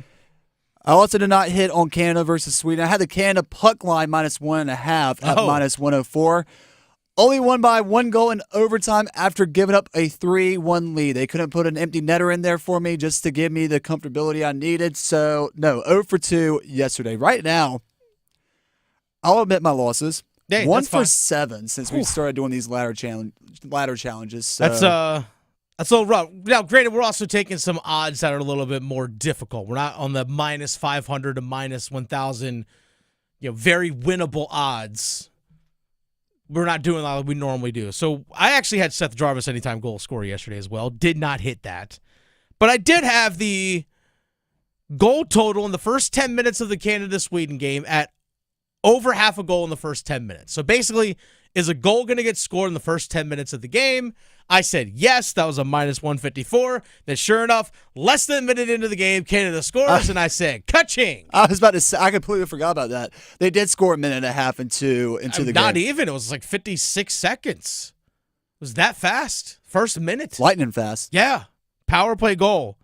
Which we'll get into that here in just a second because that was a straight up cheat code. McDavid to Crosby to McKinnon. Good Lord. But all right, Graham, it's a new day. So I've won 2 days. You've won 1. We've split on a couple others. I'll let you go ahead and start off. What are your 2 picks for today? It's a new day. Yes, it is. And I'm going to go with USA versus Finland. I had this yesterday, but I just didn't realize that this game wasn't until tonight. So I'm keeping my Sebastian Aho 2 more shots on goal -205. That seems reasonable, right? Okay, yeah. 2 shots, yeah. Right. And then I'm also going to add on to that USA versus Finland as well. Austin Matthews, anytime goal scorer, plus 150. He currently has the best odds to score a goal for Team USA. Okay. I'm actually going to go Jack Eichel, USA, plays for the Las Vegas Golden Knights, but for USA, Jack Eichel to register a point tonight. Just register at least 1 point. That's a -190. So that $10 would pay out to be $15.20. And I'm also going to go with the over 5.5 goals scored in this game. That's a -135. So that $10 would be $17.40. So I'm going to go over 5.5 goals between USA and Finland tonight, and then also Jack Eichel to register a point. So those are my picks here on the ladder challenge. Pretty straightforward. Feel free to tail or fade, up to you all. So that's the ladder challenge for today. We'll check back in tomorrow to see if either of us were successful. I hope we're both successful, Graham. The reason we're making money. I do have a concern, though, that we may not win. That's always a concern. Being the ACC, may not win. I have a concern that I'm not going to be able to find the Cons and Cons bet. It's been a while since I've worked on a Thursday for this show. Well, Graham, you'll find it. I believe in you. I have faith in you. You'll find it. But we are going to get into a little ACC Cons and Cons. There it is. So we go in order of the podium when it comes to Cons and Cons. So the podium, we'll start off the podium from Monday earlier this week. The bottom of the podium, we had NC State. NC State was off the podium this past week. So when it comes to confidence and concern, Cons and Cons, what are you most concerned about? What are you most confident in when it comes to the four schools that represent the ACC here in the state of North Carolina? We're going to start off the podium with NC State. Graham, I'll go ahead and start this one. My concern for NC State, I think they're at a point where we've heard Kevin Keats talk about continuing to compete, and how this team continues to still play hard even though the execution might not be there. After a 91-66 beatdown yesterday by Louisville, at what point do you go, you know what? I'm ready for this to be over with. I'm ready for it to be over with. Just to get to the ACC tournament is a fight in and of itself. I don't know. I'm not saying that's going to be the case, but human nature, it's an easy thing to do. That's my concern. Graham, what's your concern? No, it's almost a game of take your pick, right? My concern for NC State, I'm genuinely concerned that they might not win another basketball game this season, and that the 9-game losing streak is a glaring sign of just how far this program has fallen since last year. I know they played Boston College this Saturday, and they also finished off the regular season against Miami, both in the bottom half of the ACC with NC State. And to some fans, that could offer a glimmer of hope, but I haven't seen any meaningful adjustments from the coaching staff or players that make me believe that things can be turned around. They continue to struggle with fundamental issues, lackluster defense, offensive inconsistency, and just overall poor decision-making. Even with winnable matchups, they just seem to be in a cycle of underperforming without any clear solution or spark to break it. And here's the thing, those winnable games that you talk about, Boston College and Miami are looking at NC State going like, hey, that's winnable. Exactly. 100%. If they were to lose their last 7 games and finish the year on a 16-game losing streak, you know changes are coming. But this is Cons and Cons, concerns and confidence. Let's actually look on the bright side. Let's look on the confidence thing. And Graham, I'm going to bring up something that you said earlier today when we were talking about NC State basketball. You could turn to the young guys. I don't know if that's your confidence or not, but you do have the ability to turn to the young guys. You have seen Trey Parker. You have seen Paul McNeil playing a lot more. We saw them yesterday combined for 25 points. And actually, Kevin Keats talked about it yesterday about not everyone is consistent, but the young players have been playing well, but they've also been kind of let down by the upperclassmen. If you go back to anything that I've ever said about this team is that we need each other. And the one thing that, one game, you look at the game now and you say, well, Trey Parker and Paul McNeil played great. And then you look back and say, who else? And then you pick up we can throw a dart. And I said, tell me the next game you want to know. And I would say Dontrez played well, and then Marcus played well. And that's been our major issue thus far, is that we just haven't been able to get consistent play, from anybody. And that's the toughest part about it, is because we need some of our older guys to take us to the finish line. Might have to start turning to the young guys. Graham, you mentioned that. Might start turning to the young guys. So that is something that you might be able to do if you're Kevin Keats. What's your confidence when it comes to State? Well, that's the reason why one of the young guys is part of my confidence. Okay. Next season could be Trey Parker's season for the taking if he stays at North Carolina. Big if. Or NC State, I should I know say. what you meant. He's already shown flashes of being a dynamic playmaker with his serious scoring potential. Had the breakout performance with 15 points against Duke to put him on the radar, and his 19 points shown against Stanford. featuring his best three-point shooting of the night, or the season. He had the potential to win the game for them on the final play. He also proved that he can be He's proved that he can be a legitimate offensive weapon. Even in a tough loss to Louisville, he provided 13 points off the bench. He's shown his ability to make an impact regardless of the situation. His explosiveness, confidence, and scoring ability make him a prime candidate to take on a bigger role next season, especially if this roster sees a lot of turnover, which I'm expecting. There's going to be a lot of turnover for sure. There definitely is. And you never know what we might have in Trey Parker. You never know. But if you're Keats, if you want to try and keep this guy, if you do think you're going to be back next year, got to start playing him a little bit more. We'll dive into that more in a little bit. All right, let's go to off the podium, which is Duke basketball. That's right. Duke basketball, was on their bronze medalist on the podium. NC State was off the podium. Duke was our bronze medalist. My concern when it comes to Duke basketball, do they rely on Cooper Flagg too much? Cooper Flagg is a stud. It's a simple way to put it. He's might win the Naismith Award for the Wooden Award for best college basketball player. He might. He's one of the best. He's definitely going to be the number 1 overall pick of the draft. That's obvious. But are they relying on Cooper Flagg too much? He had 27 points last night. His usage rate. So usage rate in basketball is determined if you take the shot on a possession or if you make the pass that leads to the shot. So like basically an assist opportunity. Or if you're the one that turns the ball over or draws the foul. Like the usage rate. So how often are you used in the generation of your team's offense? 31.1% of the time. That is his usage rate. So it's nearly 1/3. The next highest on the team, Con Knipple at 21.4%. After that, it's Tyrese Proctor at 20.3. Then it's Sion James at 16.2. The usage rate for Cooper Flagg is extremely high.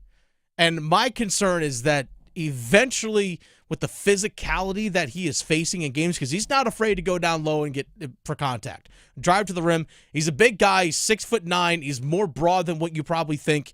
Having seen him in person playing, he's more broad than you probably realize than watching him on television because he is so long. But he does draw a lot of contact, and people play physical. College basketball is a physical game. I'm just worried. My concern is that eventually that's going to wear him down in some games. So that's my concern. Not that he can't handle it, but sometimes it does catch up with you in certain times.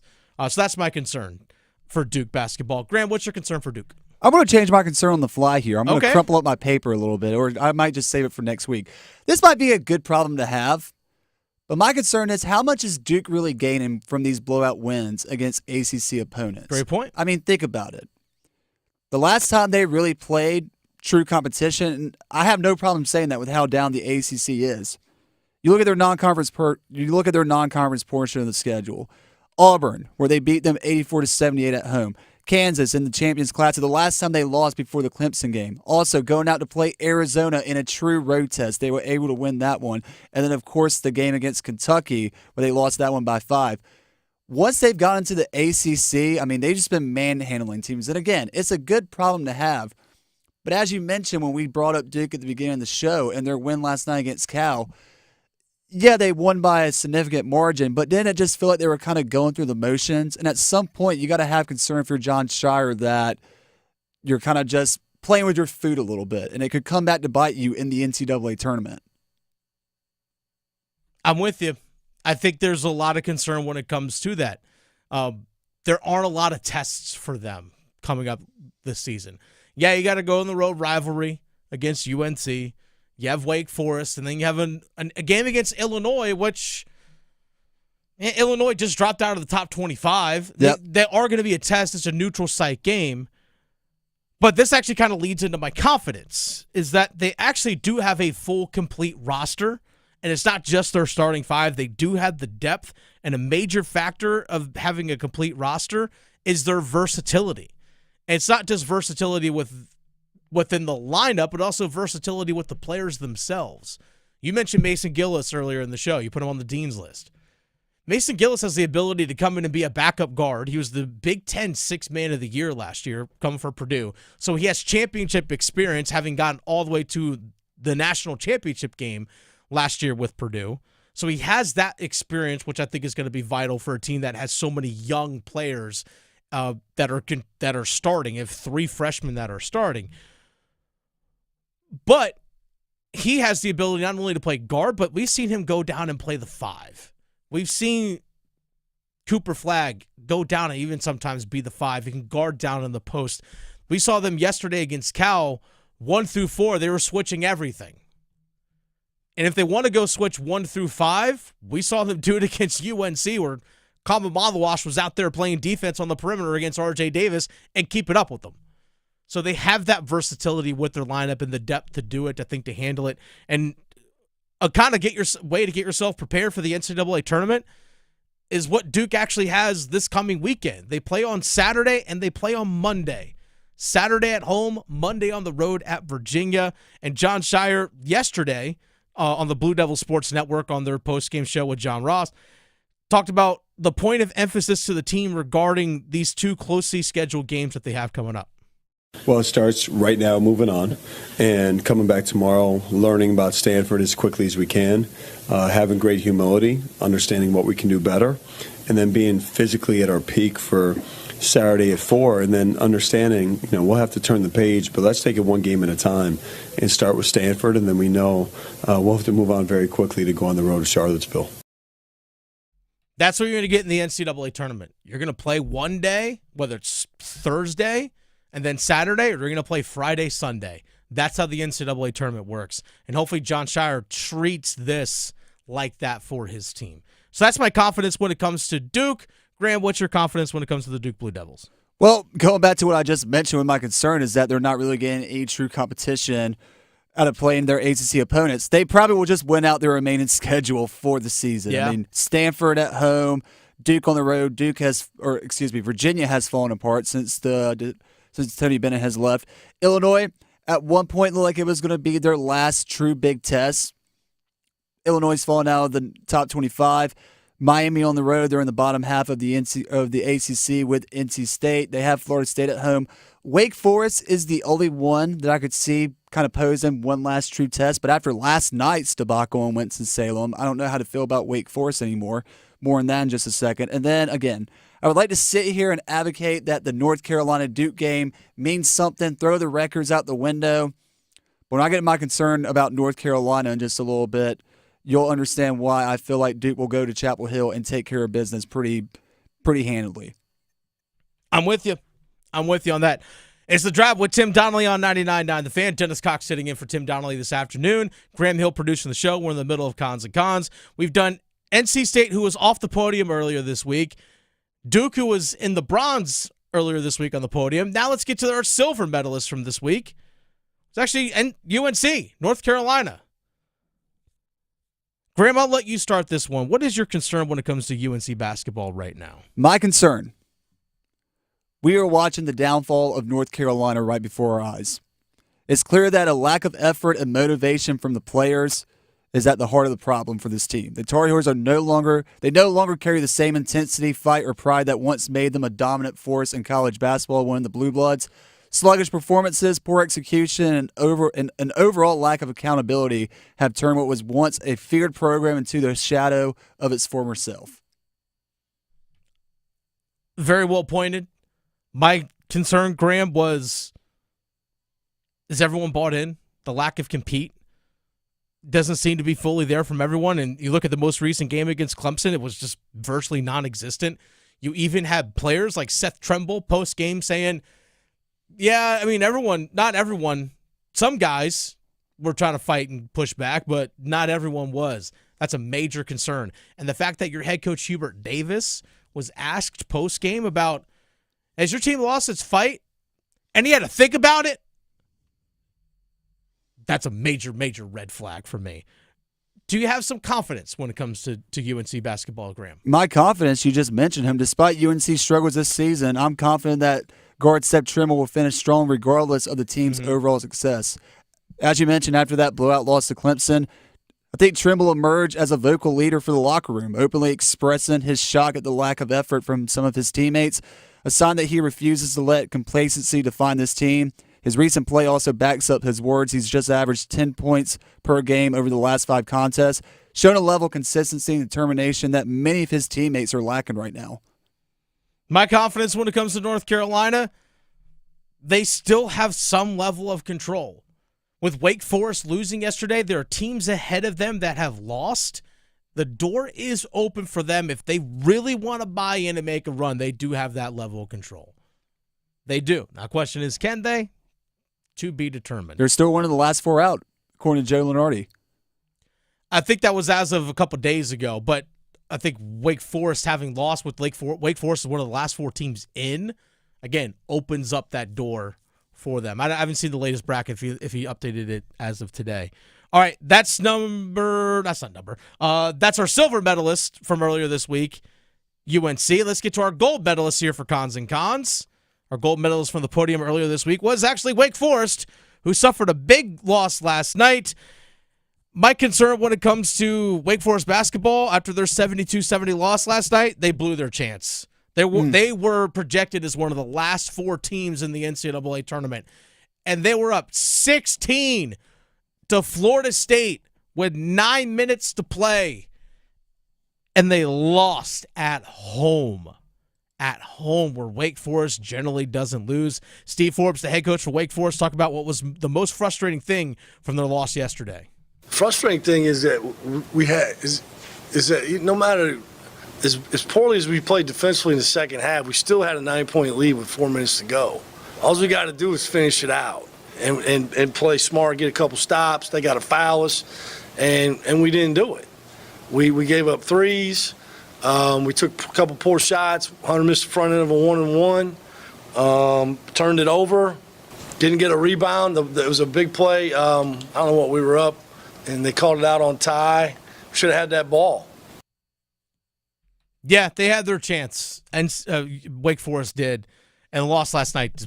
Virtually crushes that because they don't have a lot of quality games coming up outside of a road trip to Cameron Indoor Stadium. There really isn't a whole lot left for them.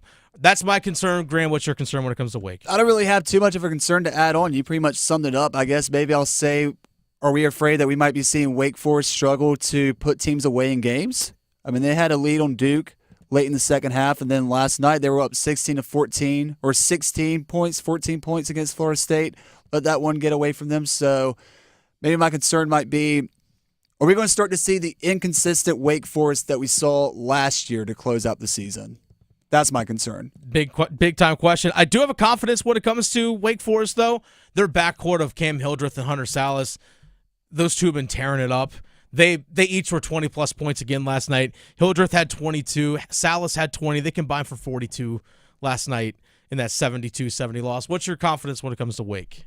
I think my confidence that I'll have to go with is just maybe they'll respond in a big way against SMU this Saturday. I know it's a road matchup, but Steve Forbes, still a great coach in the ACC, and I think he'll have his team motivated, as you mentioned. Cam Hildreth and the backcourt, they're probably going to take that loss really personally last night. So I expect a big game from Cam Hildreth, Hunter Salas, and I expect Wake Forest, even though it's a road matchup in Dallas, to take care of business on the road against SMU and respond in a big way. They're going to need that win against SMU. SMU right now sitting at 4th in the ACC. It's the Draft with Tim Donnelly on 99.9 The Fan. Easy for me to say. Those are Cons and Cons. Taking a look around ACC basketball here in the state of North Carolina. Dennis Cox here for my friends over at Law Tigers. Folks, it's back. It's better than ever. I mean, it's back. Your opportunity to win a custom Caniacs motorcycle. Just go to caniacsbike.com. That's simple, folks. Go to caniacsbike.com for your chance to win a custom Caniacs motorcycle, because the Law Tigers, Tobacco Road, Harley-Davidson, Shiny Side Paint, and your Carolina Hurricanes, they've all teamed up once again for the 4th year in a row.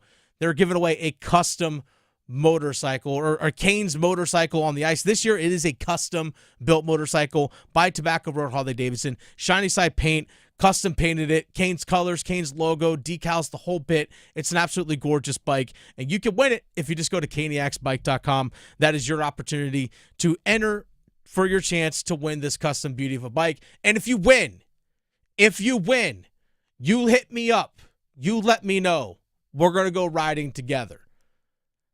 I have my own motorcycle. We're not going to, just ride the one that you win together. I'll ride my own motorcycle, but we'll go cruising around town for sure. But you got to hit me up.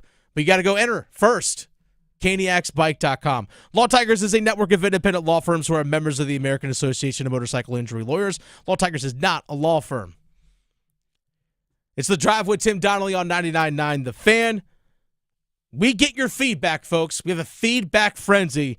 And apparently, we've been spewing propaganda. Feedback frenzy, next. It's bow time. A leg and thigh dinner from Bojangles for just $5.99? Leg and thigh dinner from Bojangles for just $5.99? So crispy. So crispy. And juicy. And juicy. So much flavor. So much. Stop it. What are you doing? What, you expect me to get this delicious deal and not say anything? You're unbelievable. You're unbelievable. With a boldly seasoned leg and thigh, choice of fixin', a biscuit, and legendary iced tea, it's a deal so good it's worth repeating. So eat and repeat while it lasts. It's bow time. It's bow time. Dine in, drive through, or tap your favorite delivery app and have Bojangles come to you. Satisfy your craving for flavor right now with Bojangles 2-piece dinner. 2 pieces of Bojangles dark meat chicken, your choice of fixin', a biscuit, and iced tea for just $5.99. That's right, just $5.99 for limited time at participating Bojangles. What are you waiting for? When you're hungry, it's always bow time. Can your heating and air system handle the winter chill? Call Newcomb & Company to ensure your system is running at peak performance. As a Comfort Contract customer, you'll get priority service and a 15% discount on all HVAC and plumbing service calls and repairs. Newcomb & Company, your independent trained dealer, has proudly served our community for more than 70 years, delivering reliable comfort and peace of mind. Call 919-862-3000 or visit newcombandcompany.com. Newcomb & Company, your comfort is our business. This Valentine's Day, if you really want to impress me, how about a romantic meal at home from the Butcher's Market? We each get a juicy filet mignon, lobster tails, twice-baked potatoes, and 4 long-stem chocolate-covered strawberries. Pretty romantic. Right. And the folks over at the Butcher's Market have made it so easy for guys like us. I just order online, and it'll be ready for pickup when I walk in the door. So what are you waiting for? Visit thebutchersmarket.com now. Trust me, you'll be glad you did. Hey guys, Valentine's Day is right around the corner, and Cupid's arrow is pointing straight to Bailey's. We're here to help and make it easy for you to find the perfect gift for the one you love. Bailey's has something for everyone and every budget. We have a huge selection of jewelry and gifts for under $500, from David Yurman, Apolita, Mickey Moto, Lagos, and more. And if you're looking for something extra special, we also have an amazing selection of diamond jewelry. Shop in-store or online at baileybox.com. Give her a gift that's better than chocolate or roses with the easiest and can't-miss way to make her Valentine's Day extra special with a little black and white striped box from Bailey's Fine Jewelry. Located in Raleigh's Village District and Crabtree Valley Mall, also in Cary's Fenton, Rocky Mount, and Greenville. Just a little reminder from me, Marcy Bailey. Every woman wants a Bailey box. Jackson Hewitt makes taxes feel like a yacht rock song. April breeze, give me my biggest tax refund, please. You, me, and a lifetime accuracy guarantee. And now get $100 just to try Jackson Hewitt. Does your tax person do that? Say goodbye to that no guarantee tax guy. Ready to sail through tax season? Go to Jackson Hewitt and you'll be... Limited time offer for new clients. Participating locations only. Terms at jacksonhewitt.com. Best idea for both of you this Valentine's Day? Adam and Eve. Everybody wins when you walk in with a gift from your local Adam and Eve store. Maybe you've been to one of our 6 Triangle locations. Maybe this is the reason you've been waiting for. Adam and Eve stores are filled with romantic, intimate gifts, from playful to passionate and everything in between. They'll even gift wrap it for you. Shop in-store today and get a free gift with a qualifying purchase at your local Adam and Eve, where pleasure begins and passion never ends. Pass up top's intercepted. Hadley anticipates, runs all the way to the left basket, and finger rolls it in. And Coach Keats calls time at 16 minutes to play.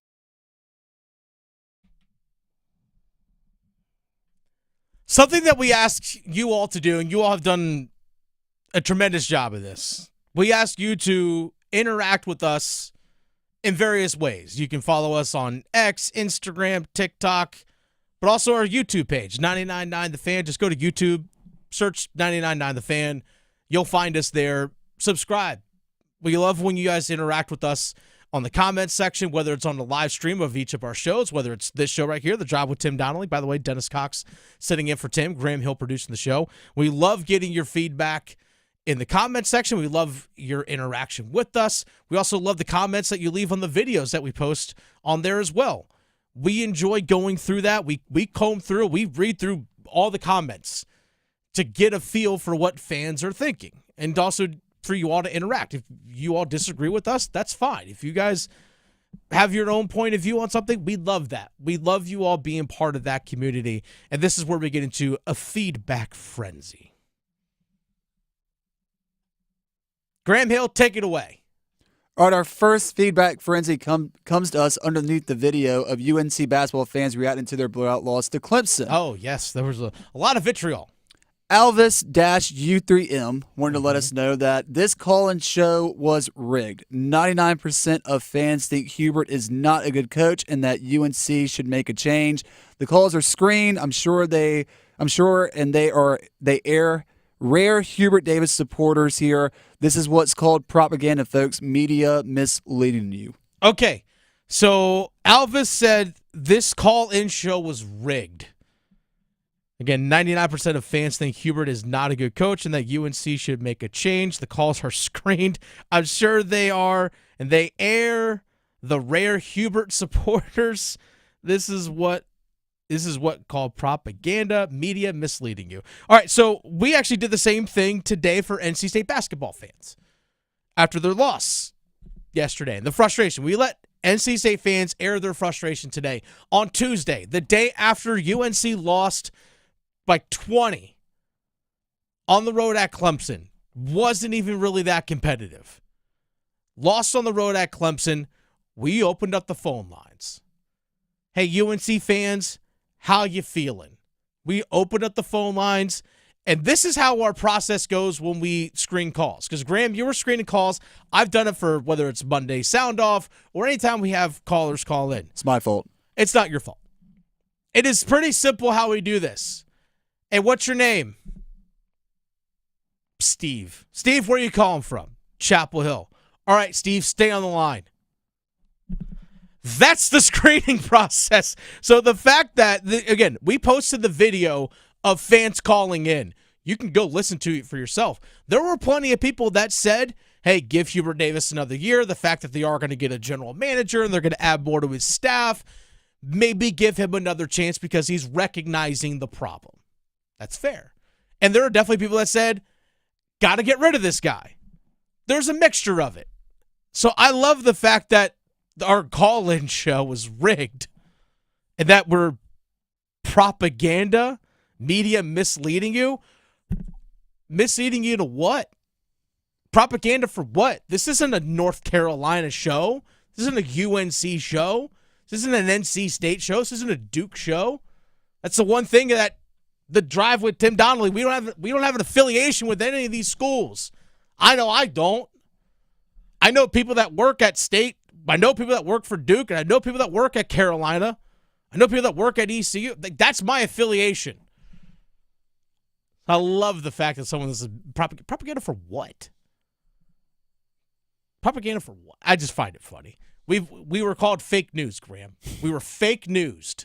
We're going to stay with this video just because it's doing numbers right now on our YouTube channel. Again, Sure. If you want to listen for yourself, go listen for yourself. 999 The Fan on YouTube. UNC basketball fans react to blowout loss to Clemson. Be sure to like, share, and subscribe, folks. Maximus R93 says, you know it's bad when Duke fans start to feel sorry for you. Yeah, there's a little bit of that. There's a little bit of that. There is definitely a bit of that for sure. It has gotten bad. It's gotten real bad over in Carolina right now. All right, Graham, what else do we have in the feedback frenzy? I know we got a lot. Maximus R393 has been in our comment section a lot. He commented on our video, Duke basketball aiming to rebound against California, which was posted 2 days ago, and actually brings up the point that you talked about earlier in the show, Dennis.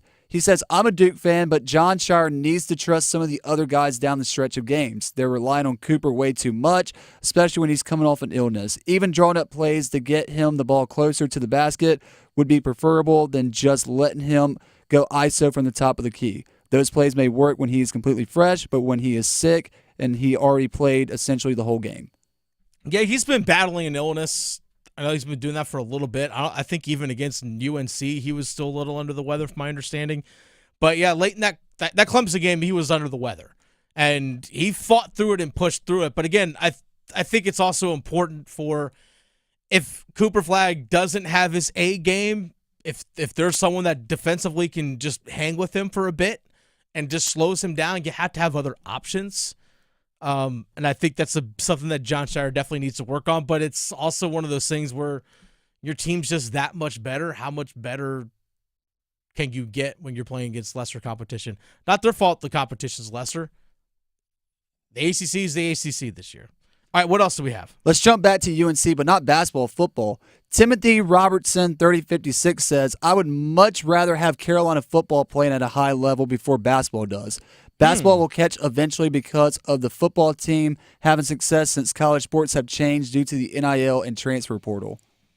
Interesting. I have not heard this perspective from a UNC fan. So this is on our video when we had talked about UNC football general manager Michael Lombardi's vision for UNC football.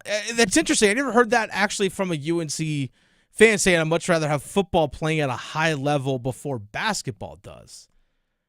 That's interesting, especially because UNC is known for their basketball. It's just who they are. It's what it is. So I'm intrigued if other UNC fans feel this way. I have not heard this perspective of, hey, if I want to get one right first, I would much rather be football. But there is the perception generally, if you have a really good football program, it helps boost your basketball program as well. It just boosts your other sports as a whole. That's also what happens when you go for the home run hires, such as Bill Belichick as your next head football coach. For sure. I agree. All right, what else do we have? We have a couple minutes left here. To wrap things up, we're going to go to the Carolina Hurricanes. This comes from our video. Talk about, would Mikko Rantanen be traded again before the NHL trade deadline? Traveling Man 3579 says, Tulski is going to be like the guy who started with a paperclip and kept trading up for a house. But hopefully, Mikko Rantanen will stay. He can be the star of this team, no longer in someone else's shadow. He has a good cast around him, and they can challenge for a cup for his entire 8 years here.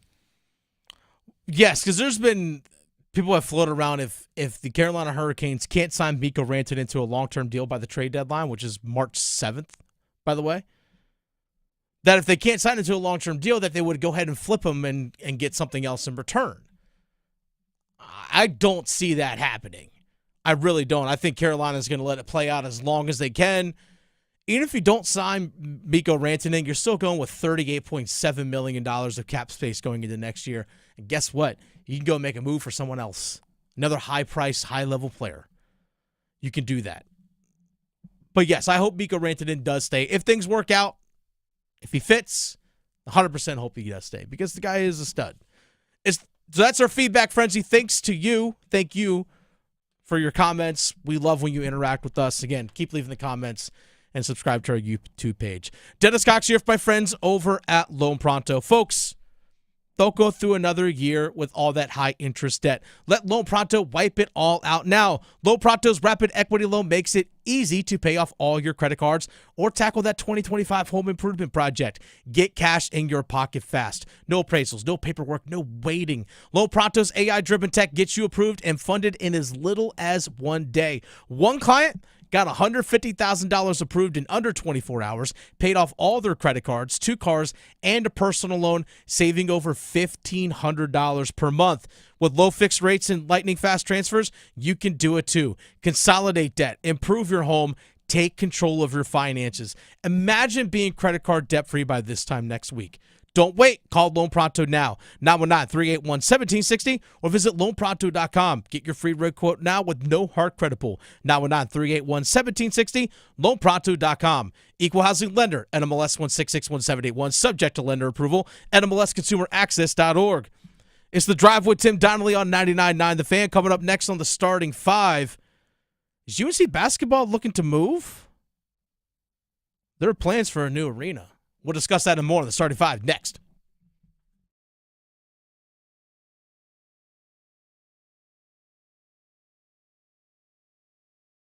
Evan, Canty, and Michelle are unsportsmanlike. In no way, shape, or form are the Dallas Mavericks title contenders. To me, it's more likely they don't make the playoffs than win a title. They're not winning a title. They're not getting to the finals. This is not a finals team by any stretch of the imagination. They got worse now and later. I vehemently disagree. I think the Dallas Mavericks are closer to a title. Unsportsmanlike. Mornings from 6 to 9 on 99.9 The Fan, the Triangle Sports Leader. Breaking news coming in from Bet365, where every nail-biting overtime win, breakaway, pick six, three-point shot, underdog win, buzzer beater, shootout, walk-off, and absolutely every play in between is amazing. From football to basketball and hockey to baseball, whatever the moment, it's never ordinary at Bet365. Gambling problem? Call 1-877-718-5543 or visit morethanagame.nc.gov. 21 plus only. Time to get ready for golf season, and Global Golf is ready for you. Global Golf is home to Carolina's largest selection of pre-owned golf clubs and can help every part of your game, from lessons, club fittings, and repairs. Don't forget, we take trade-ins. Bring in your current clubs and get store credit towards your new clubs. You're invited to Global Golf, open Monday through Saturday, 10 a.m. to 6 p.m. at 7320 ACC Boulevard, North Raleigh. Hey girl, haven't seen you downtown lately. Nope, sticking to our go-to places. You mean like Sharky's? Well, we love our Sharkies. Best wings and gumbo on the planet. But we never miss the $5 sangrias on Wednesdays at the new Salt and Lime, and Mexican pints on Thursdays for $3. You know, my boy loves the House of Hops. No better selection of craft beer in the state. Loves their specials, their food trucks, and you know I love my wine. They have a wonderful selection. And have I told you about our new takeout spot, Che Empanadas? It's right next to Sharky's. They have 20 different types of authentic Argentinian empanadas, and they are incredible, especially the breakfast ones. You gotta try it. Sounds perfect. And how awesome is it that they're so close to each other? Yes! Give them a try. Che Empanadas, House of Hops, Salt and Lime, and Sharky's. Just a hop, skip, and a jump from each other off Durham Road, Glenwood, and Grove Barton. Adam Gold in studio with my man Patrick Day from the Aluminum Company of North Carolina. Everything for the exterior of your home, but it's also everything for the peace of mind of the customer. Talk to me about the trust factor and everything else that you guys offer. I got to tell you, I think one of the biggest things for us is we don't take any payment from you for any of your home improvement needs until we're done with the project. I hear stories all the time about people putting down deposits with companies, 25, 50% of the project total overall, and they don't even know, they don't show up. Right. You've lost whatever percentage you put down, that's how much power you lost already. Right? Right. So with us, you pay nothing until we're done. Typically we're not the least expensive, and we're certainly not the most expensive. You get 3 or 4 estimates, we're going to fall right there in the middle. But, you're going to have a warranty that's lifetime, transferable for 10 years on any of the products we sell typically. And we've been around since 1961. You can trust us. We've been around forever. It is about trust. And I think you guys are the most trustworthy business that I know. Aluminum Company of North Carolina, aluminumcompany.com. Get ready. The Chatley Boat Show and Sale is coming to the State Fairgrounds this weekend at the Scott Building. It'll be filled to the max with boats ready for immediate delivery featuring Suzuki outboards, shop center console, runabouts, deck boats, bass boats, pontoons, aluminum boats, and more, all under one roof. Boat Show only savings, discounts up to $12,000, factory rebates, and special financing on site. The Chatley Boat Show and Sale this weekend at the Scott Building on the State Fairgrounds, featuring Suzuki outboards, free admission and parking. This hour of the Triangle Sports Leader is powered by Ritchie Law Firm, injury lawyers. Ritchie Law is on top of it. Go to ritchielaw.com. That's ritchielaw.com. They score! WCMC HD1 Holly Springs. Take us with you on the radio, Instagram, TikTok, Alexa, and YouTube. 99.9 The Fan, the Triangle Sports Leader. Weather. Good afternoon, everyone. I'm WRL meteorologist Mike Mays. We'll see clearing skies this evening and overnight. And looking forward to a bright Valentine's Day tomorrow. Tonight's low 29. It will be breezy. Tomorrow it's morning sunshine, partly to mostly sunny in the afternoon. The high 51.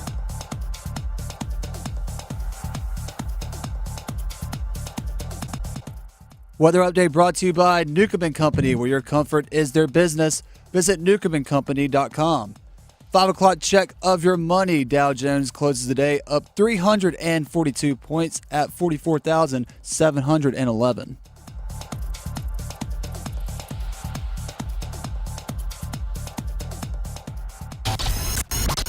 It's 5 o'clock.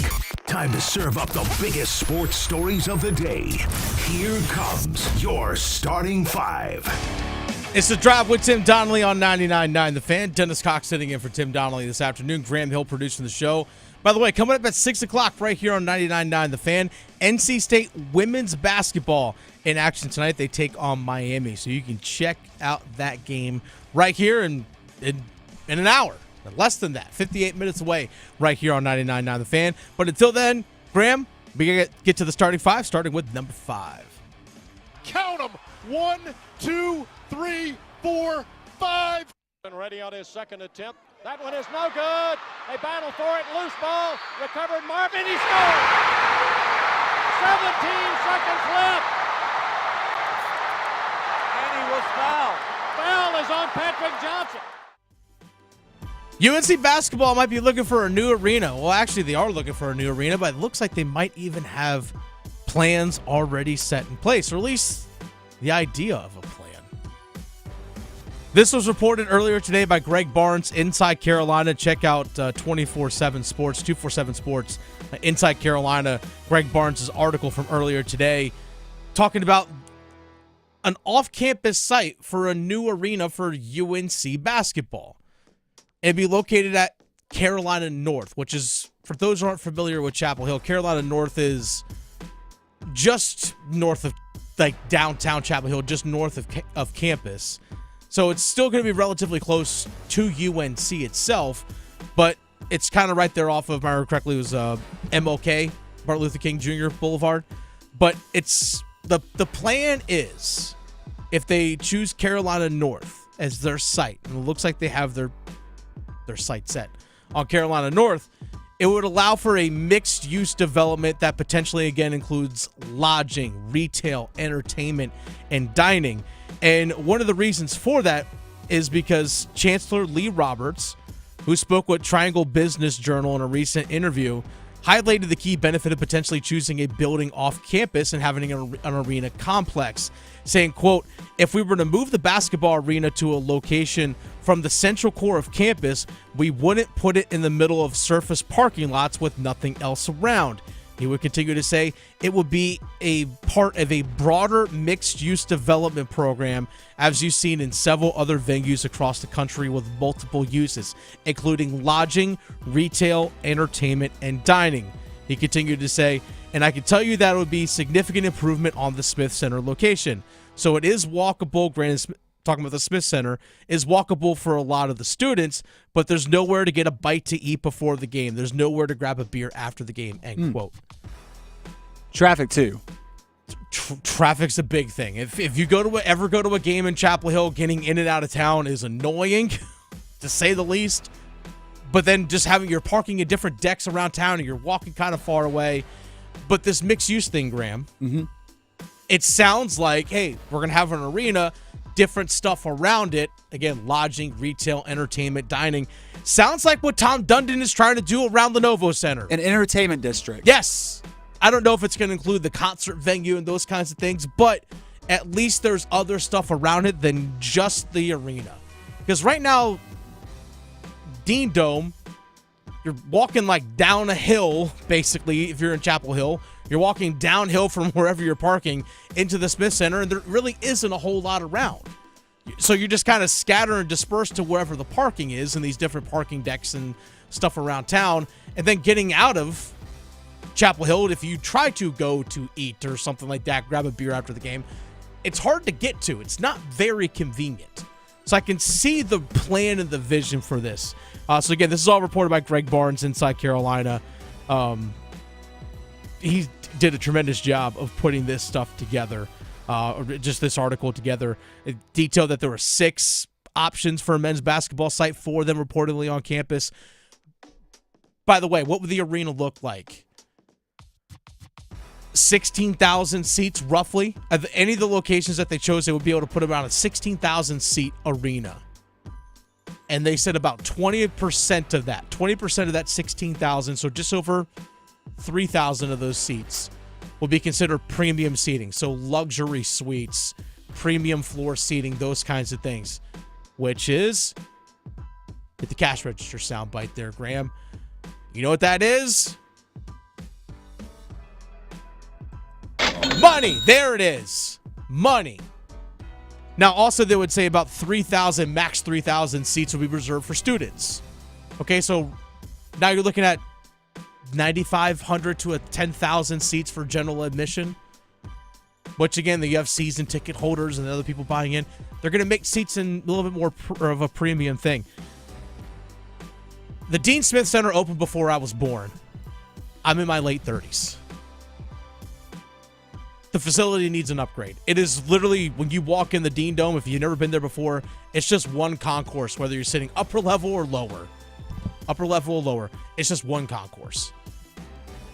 And it's, yeah, they need an upgrade. The only thing about this, though, that's a little bit of a conflict of interest for me growing up here in the state of North Carolina, there's just not too many historic college basketball venues left in the country. The only ones that I can think of off the top of my head, obviously the Dean Dome, Cameron Indoor Stadium right down the road, and Allen Fieldhouse. Which one? Indiana. Indiana's another one. Indiana. I can't remember the name of it, but it just feels like Butler still plays in Hinkle. The old college basketball is just dying, not just as collegiate athletes, but also as venues as well. And it's kind of sad to see a little bit. Yeah, there's Carmichael is still used on campus. Reynolds is used by the women's basketball team, even though that's been renovated. So there's that sounds like something we need to dive a little bit more into tomorrow about the change of college athletics and what's, the long-term impact of all of it. All right, so that's number 5.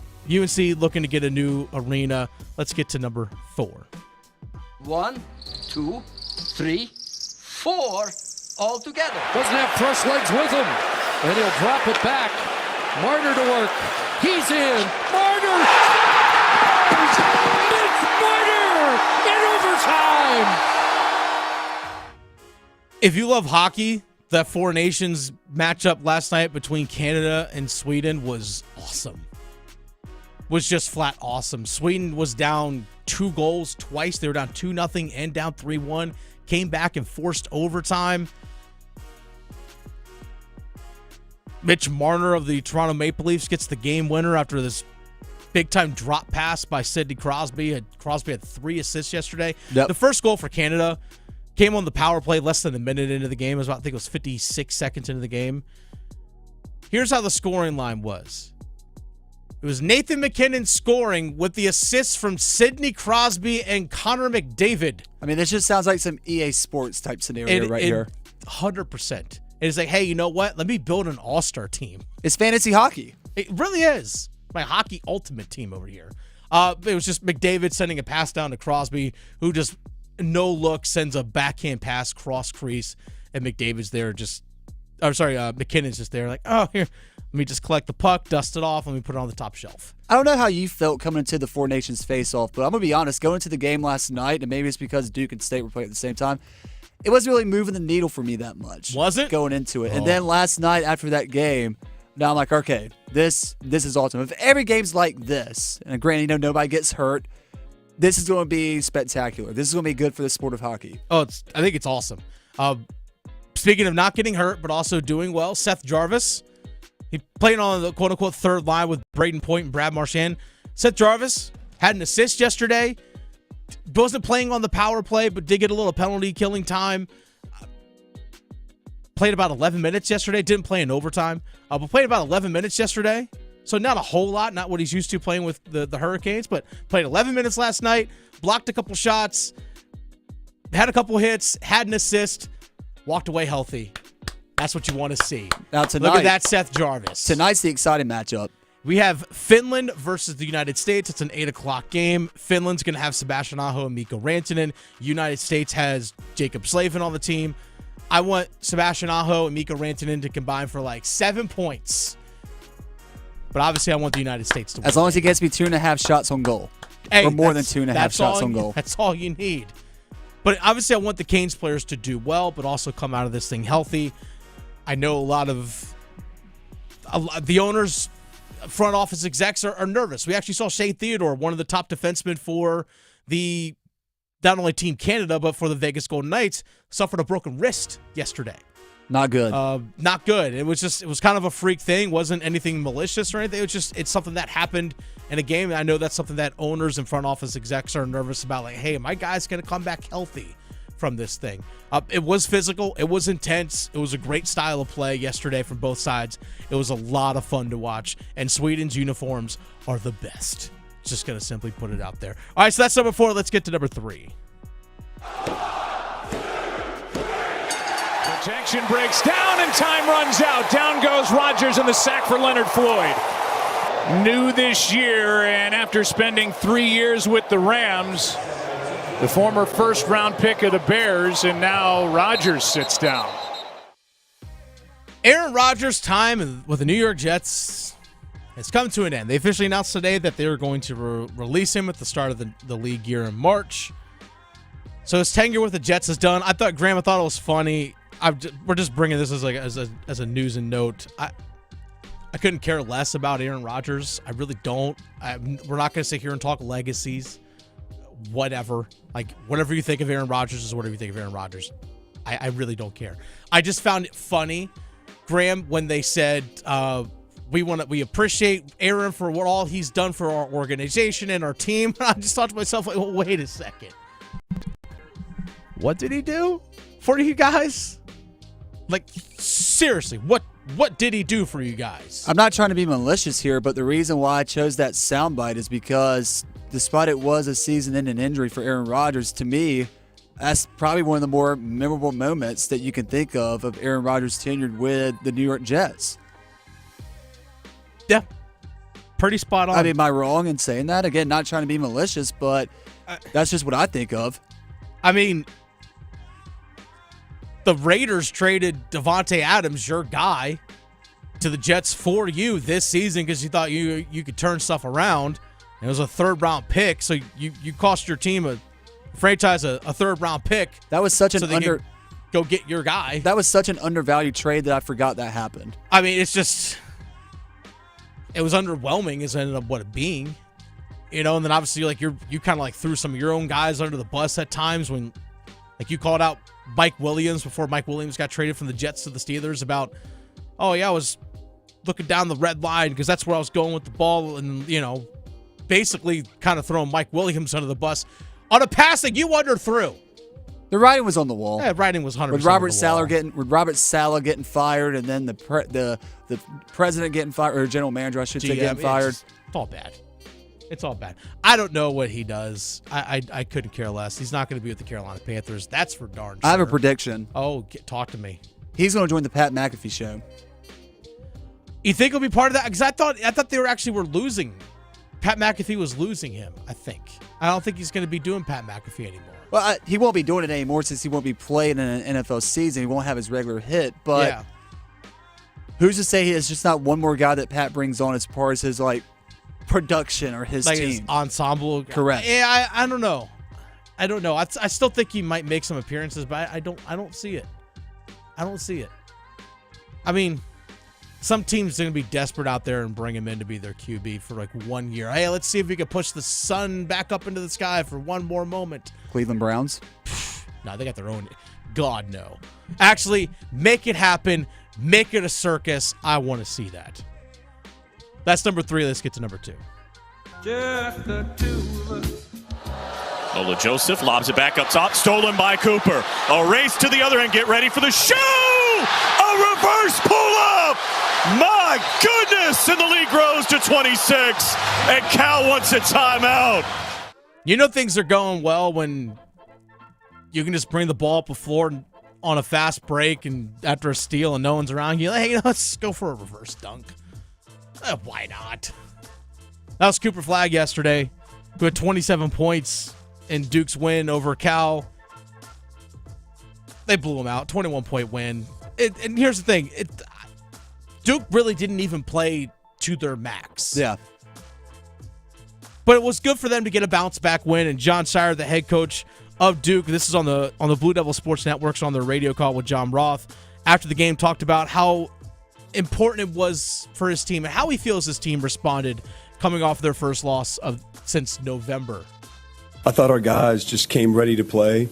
Wasn't the prettiest, throughout, but I just thought the readiness and the fact of just getting back to business, and our guys were really good. I mean, there's a lot we can improve on, of course, but I was just proud of their effort and their readiness to play today. That was my big question going into yesterday's game. All right, how do you respond? That's how when I used to coach, I used to tell my players that all the time. Okay, a ref misses a call. How do you respond? You get knocked down or you get beat. Okay, how do you respond? You lost a game. Okay, how do you respond? You won. How do you respond? It's all about what you do next. So yes, what you take care of in that moment. All right, how do you respond? How do you follow it up? So they suffered their first loss in a long time. First loss in 2.5 months when they lost to Clemson the other day. How'd you respond? I thought it was a good game by Duke. Nowhere near their best. But you want to be playing your best a month from now. That's when it matters. Because guess what happens in a month, folks? We have the ACC tournament. The big That's dance. what happens in a month. That's when you want to be playing your best. Which, by the way, I think actually 1 month from today will be Thursday of the ACC tournament, which is where the top 4 teams would start playing. Gosh, that's a month from now? It's crazy. Let's go. College basketball season is almost over. Let's go. 1 month. So, yes, Duke has a month to get back to playing at their peak and really ramping up to their best potential.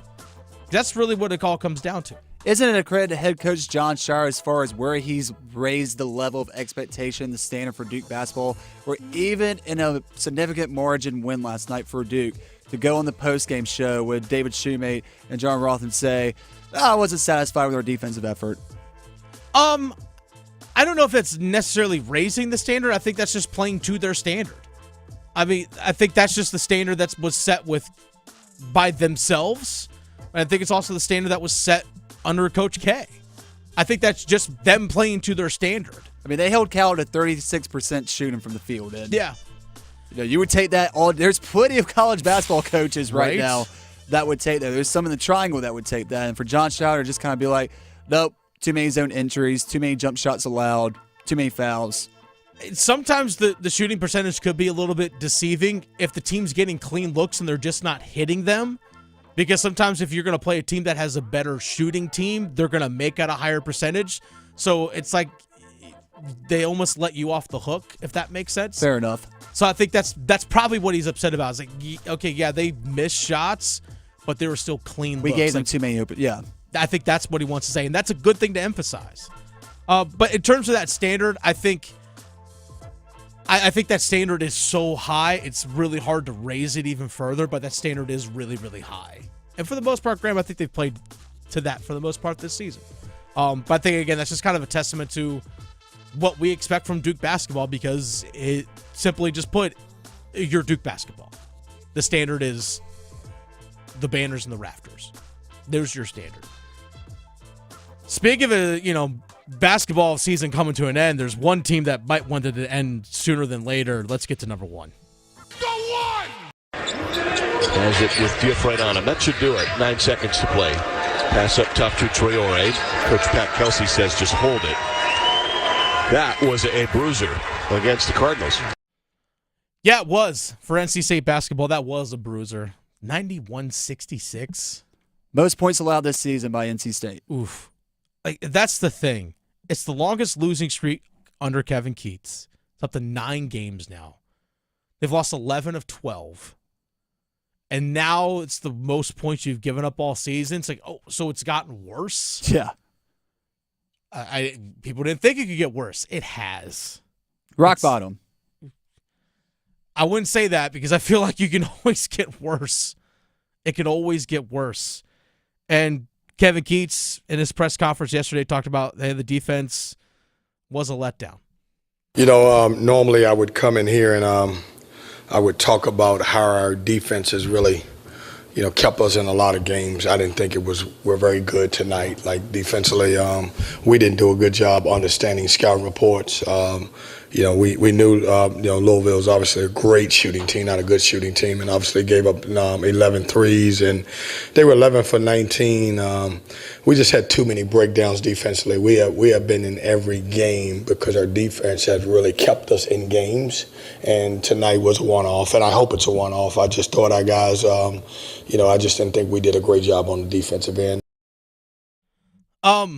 Whether that's a one-off defensive performance or not, the thing that truly does matter at the end is the final score, and that just hasn't been there. That's not a one-off. Duke against Clemson can say, yeah, the game we lost the other day, that's a one-off. You could say that because you've built up enough good grace to say, okay, you know what, we're allowed to have that one, but now we can bounce back or turn around from it. Sorry, State, this ain't it. And the fact that that's how he started his press conference before he took any questions. Kevin Keats yesterday. That's how he started his press conference before he took any questions. And he mentioned how his team couldn't follow a scouting report. And their loss against Cal not that long ago, he even said, we did not fully understand the scouting report.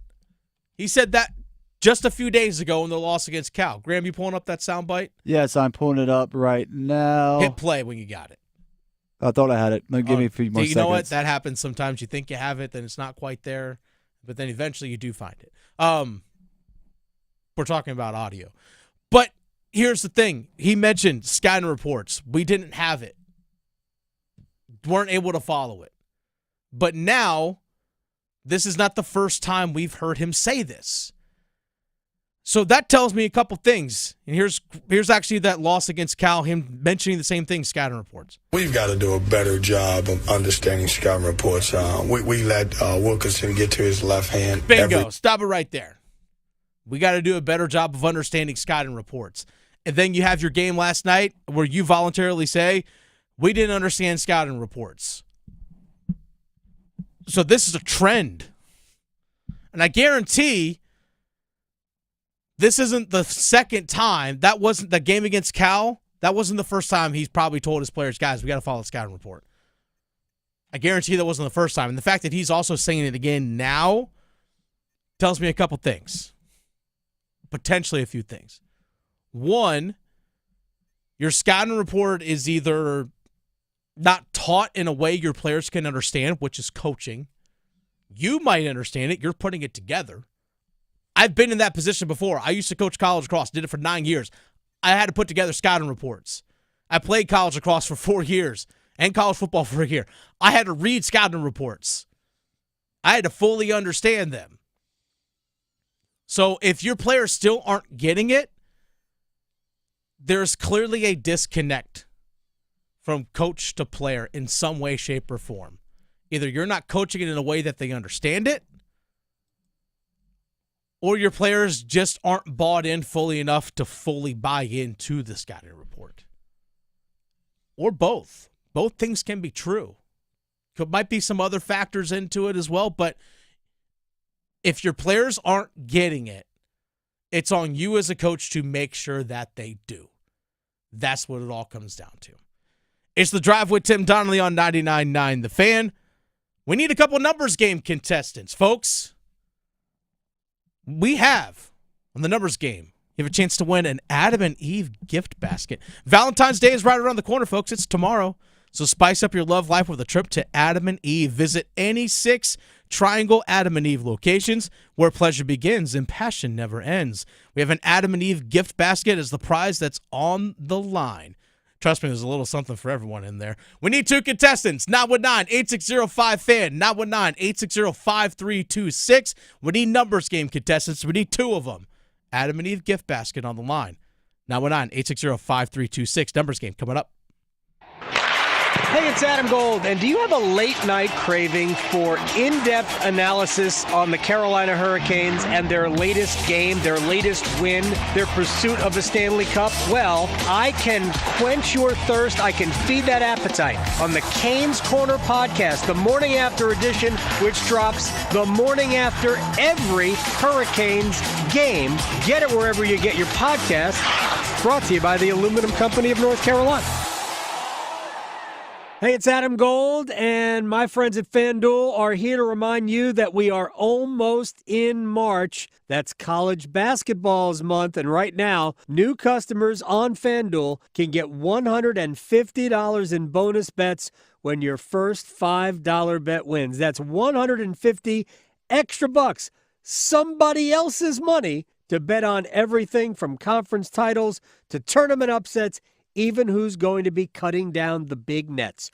FanDuel.com/Adam Gold. That's FanDuel.com/Adam Gold. Get in on all the college hoops action before March takes over. 21 and over and present in North Carolina. First online real money wager only. $5 first deposit required. Bonuses issued as non-withdrawable bonus bets, which expire 7 days after receipt. Restrictions apply. See terms at sportsbook.fanduel.com. Gambling problem? Call 877-718-5543 or visit morethanagame.nc.gov.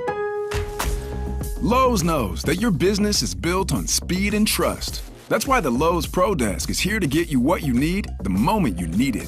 We'll help you plan your project, calculate your materials, and pivot when your job takes an unexpected turn. And with our pro-only checkout and dedicated pro parking, you have what you need to tackle your job and be back on the job in no time. Just visit us at the Pro Desk. Lowe's knows pros. We help.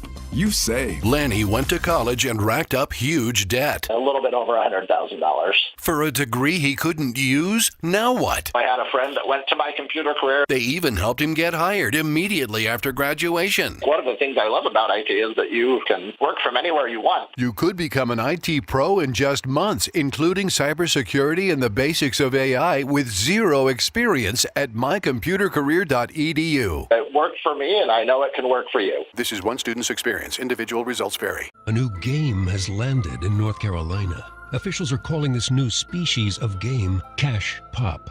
So easy to play, it's out of this world.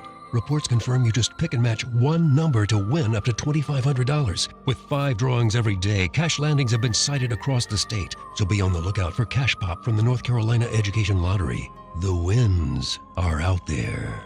Must be 18 to play. See Cash Pop prize and odds chart at nclottery.com for details. Problem gambling helpline 877-718-5543. Hey guys, Valentine's Day is right around the corner, and Cupid's arrow is pointing straight to Bailey's. We're here to help and make it easy for you to find the perfect gift for the one you love. Bailey's has something for everyone and every budget. We have a huge selection of jewelry and gifts for under $500, from David Yurman, Apolita, Mikimoto, Lagos, and more. And if you're looking for something extra special, we also have an amazing selection of diamond jewelry. Shop in-store or online at baileybox.com. Give her a gift that's better than chocolate or roses with the easiest and can't-miss way to make her Valentine's Day extra special with a little black and white striped box from Bailey's Fine Jewelry. Located in Raleigh's Village District and Crabtree Valley Mall, also in Cary's Fenton, Rocky Mount, and Greenville. Just a little reminder from me, Marcy Bailey. Every woman wants a Bailey box. Injured in a motorcycle accident? Call 1-800-LAW-TIGERS before you call your insurance company. The insurance company wants to pay you the least amount possible. Law Tigers are riders too, so we understand what your bike and gear are worth and what you're going through after an accident. Your case evaluation is always free, and we don't get paid until your case settles. Call 1-800-LAW-TIGERS, North Carolina's motorcycle lawyers. Law Tigers is a network of independent law firms who are members of the American Association of Motorcycle Injury Lawyers. Law Tigers is not a law firm.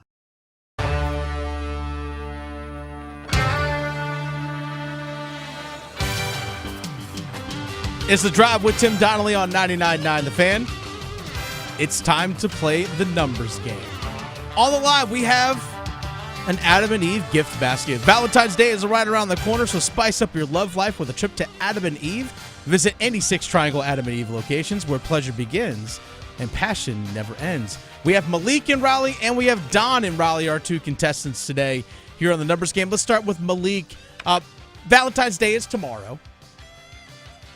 What is your favorite holiday? Just going to go there. What's your favorite holiday since Valentine's Day is tomorrow? What's your favorite holiday, Malik? Definitely Thanksgiving.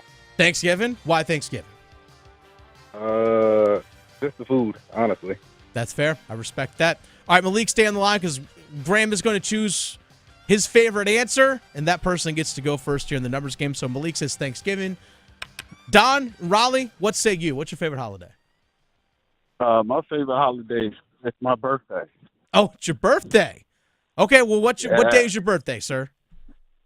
October 5th. October 5th. You know what? I feel like October, that's a pretty good month to have a birthday. You know, I feel like the weather's kind of nice. If you want to get outside and do something, but it's still not too cold. If you want to go for like a beach trip for a day or something like that, okay, your favorite holiday is your birthday.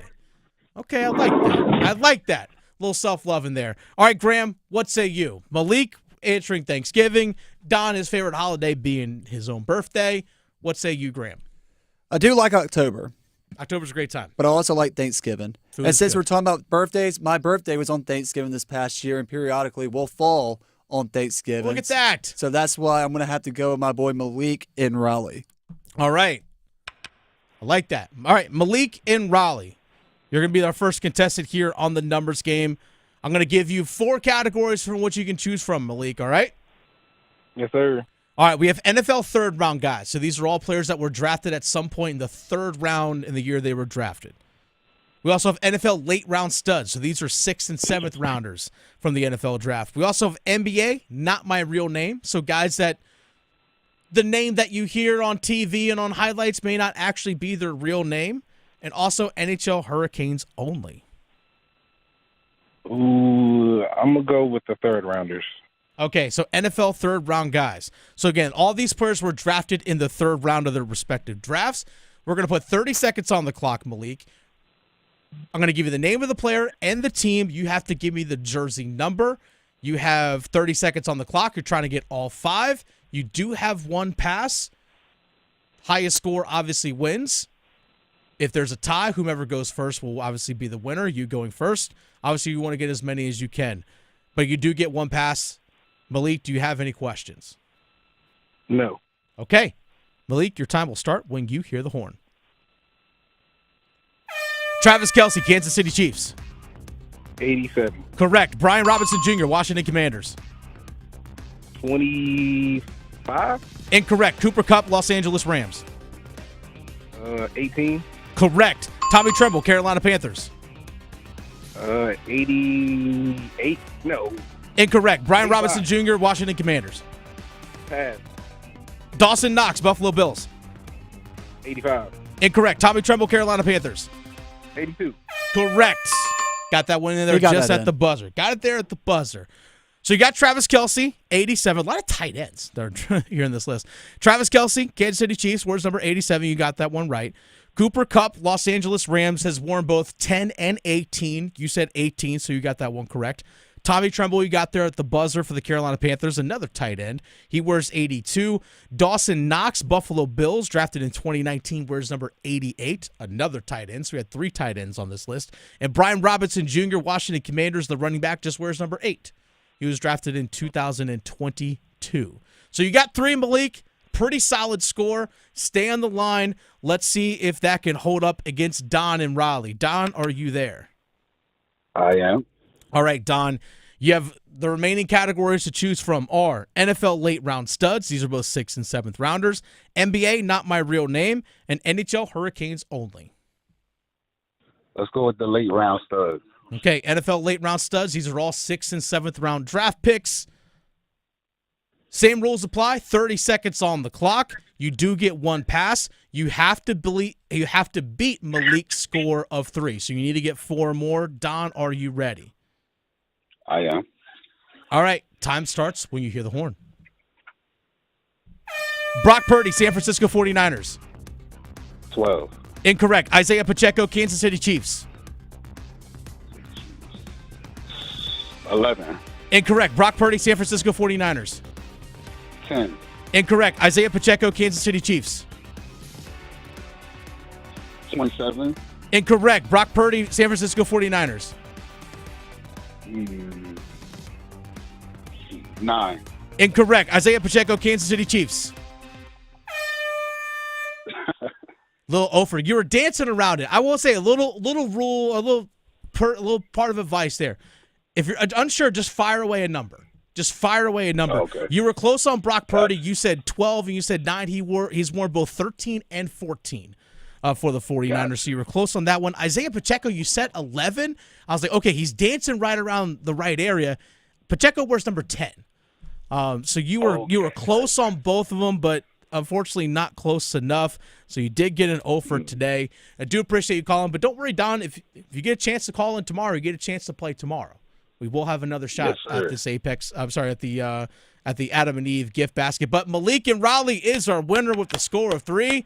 Congratulations, Malik. Thank you. You have any Valentine's Day plans, sir? Yeah, but they're not radio worthy or not radio appropriate. Oh, hey, you know what? FCC friendly. Hey, you know Good what, for you. Malik? You're getting the slow clap on that one, brother. You're getting the slow clap on that one.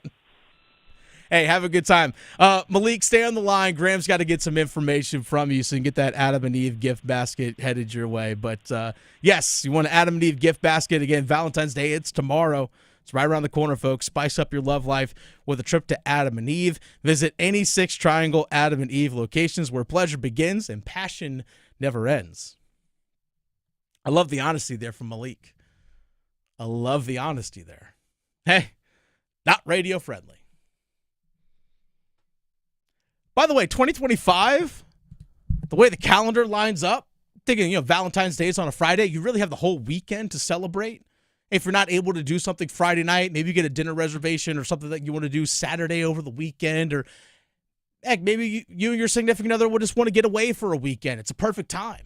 2025 is actually a pretty solid holiday lineup in terms of where things fall. 4th of July is on a Friday, which is a great time to have 4th of July. So Valentine's Day is on a Friday, which is great. 4th of July is on a Friday, which is great because, again, you have the entire weekend. People that want to celebrate Halloween in some way, shape, or form, whether you have kids, or you want to do your own Halloween parties, whatever it is that you want to do, Halloween's on a Friday. That's awesome. Go do the trick-or-treating if you have kids. Do that on Friday night. You have the whole weekend to eat all the candy, let the sugar and all that stuff wear off. It's perfect. It's perfect. Christmas Day is on a Thursday. That's awesome. Because you're not working Christmas Day. You're going to take the day after off, and then you have the weekend right after. Easy to line up your vacation days. New Year's Day, obviously, going into 2026.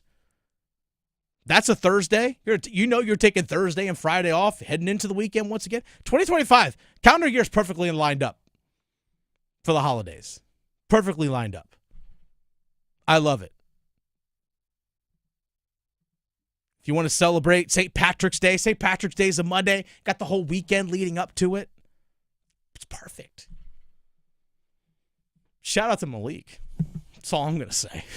Shout out to Malik. Graham, you have any Valentine's Day plans?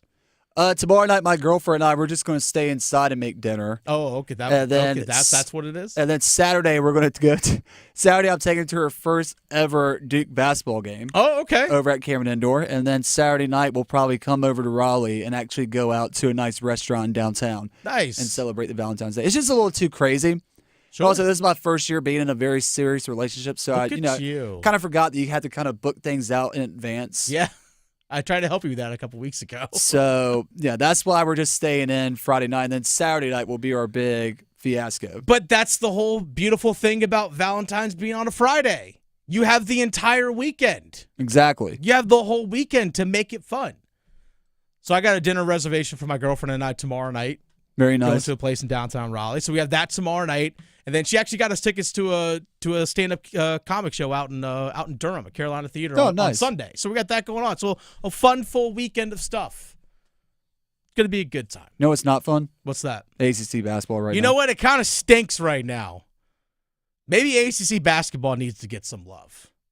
Maybe they do. Maybe that'll spice things up. Maybe ACC basketball can spice things up for us the last month of the season. Just goodness, they need it. We're talking ACC hoops, and it's not pleasant for a couple teams here in the Triangle right now. We'll definitely say that. We'll have that in 4 minutes. Hello, I'm John Heister for John Heister Chevrolet in Fuquay Arena. And you know, people are asking us, how are you selling so many cars all of a sudden? Well, did you know that the Beltline has opened up the outer loop? We're only 28 minutes from Knightdale. We're only 19 minutes from Clayton and 15 minutes from Apex. We're now the most convenient Chevrolet dealership to reach in the Triangle. And the best part is, you don't have to traverse the inner city traffic. It's just one more reason to get off your keister and come to Heister. Now at John Heister Chevrolet, get up to $13,000 off with Chevy loyalty on a 2024 Chevrolet Tahoe. Together, let's drive. Dear McDonald's, your breakfast menu? Fire. 10s across the board. I could be happy with anything, even though I ordered the same thing every time. Thanks for not judging me. I'll try something new next time. Maybe. Get your faves for less. Buy a sausage McMuffin with egg for $2.50. Add any size Sprite for $1.49. Price of participation may vary. Cannot be combined with any other offer or combo meal. Ba-da-ba-ba-ba. This Valentine's Day, if you really want to impress me, how about a romantic meal at home from the Butcher's Market? So we each get a juicy filet mignon, lobster tails, twice-baked potatoes, and 4 long-stem chocolate-covered strawberries. Pretty romantic. Right. And the folks over at the Butcher's Market have made it so easy for guys like us. I just order online, and it'll be ready for pickup when I walk in the door. So what are you waiting for? Visit thebutchersmarket.com now. Trust me, you'll be glad you did. Why choose a Sleep Number smart bed? Can I make my side softer? Can I make my side firmer? Can we sleep cooler? Sleep Number does that. Cools up to 8 times faster and lets you choose your ideal comfort on either side. Your Sleep Number setting. And now save 50% on the new Sleep Number limited edition smart bed. Plus free home delivery. Ends President's Day. Exclusively to Sleep Number store near you. Learn more at sleepnumber.com. Hey, this is Luke with Newcomb & Company. We are a residential, commercial, plumbing, HVAC company who's been serving the community for over 70 years. Honesty is the biggest policy around here. You know, we take pride in everything we do, anything we touch. We're not one of those companies that come in, throw it in, and then you can't get a hold of them again. We're there with you, hand in hand. Here at Newcomb & Company, what stands apart from other companies is we actually do more than just AC and heat pumps. We do boilers, geothermals, furnaces, radiant floor, anything that is odds and ends that nobody else can touch is what we thrive on. At Newcomb & Company, we do same-day service. That's also another thing that helps us stand apart from other places is we do same-day service because we have enough professionals to get out to these houses to solve what the problems are. And we're on 24/7 on emergency basis, weekends, nights, holidays, you name it, we're there. If you ever need us, give us a call. Visit our website at newcombandcompany.com. As you always hear us say, your comfort is our business. What could you do with an extra $75,000 right now, or even a couple $100,000? If you own a home, you can get that money in less than a week with Loan Pronto. Hey, it's Dennis Cox. Loan Pronto is the leader in quickly converting your home equity into cold, hard cash. You can pay off all your credit cards or start that home remodel. Loan Pronto has several easy options to let you access the cash from your home. There's virtually no paperwork, no cumbersome process, no junk fees, and often no appraisal. Listen, the average homeowner now has over $300,000 in equity. That's your money. Use it. One client got $150,000 out and paid off all their credit cards, 2 car loans, and a personal loan, cutting their monthly expenses by $1,500. You can get approved in as little as 1 day. So act now with no hard credit pull up front. LoanPronto.com, 919-381-1760. Get the money you need for anything. 919-381-1760, LoanPronto.com. Equal housing lender, NMLS 1661781, subject to lender approval, NMLSconsumeraccess.org. ZipRecruiter is the place. ZipRecruiter is the place for talented teachers, savvy software developers, and master mixologists. ZipRecruiter is the place where you meet all these people and more. That's because ZipRecruiter is the place for job seekers who are looking for new opportunities. In fact, ZipRecruiter helps 10 million people with their job search every day, so you can find the right candidates right away. It's no wonder that ZipRecruiter is the place for skilled skydiving instructors, accomplished airbrush artists, and proficient pediatricians. But if you're not using ZipRecruiter to hire, you're missing out. ZipRecruiter is the place that's so confident it can make your hiring easier that it lets you try it for free at ZipRecruiter.com/free. So if you want the right candidates for all your roles, ZipRecruiter is the place to go. Try it for free at ZipRecruiter.com/free. That's ZipRecruiter.com/free. Never miss out on great candidates with ZipRecruiter. Pass up top's intercepted. Hadley anticipates, runs all the way to the left basket, and finger rolls it in. And Coach Keats calls time at 16 minutes to play. Yeah, rough one for NC State yesterday. Which, by the way, coming up here in 13 minutes, you can actually listen to NC State women's basketball right here on 99.9 The Fan. 10th-ranked team in the country.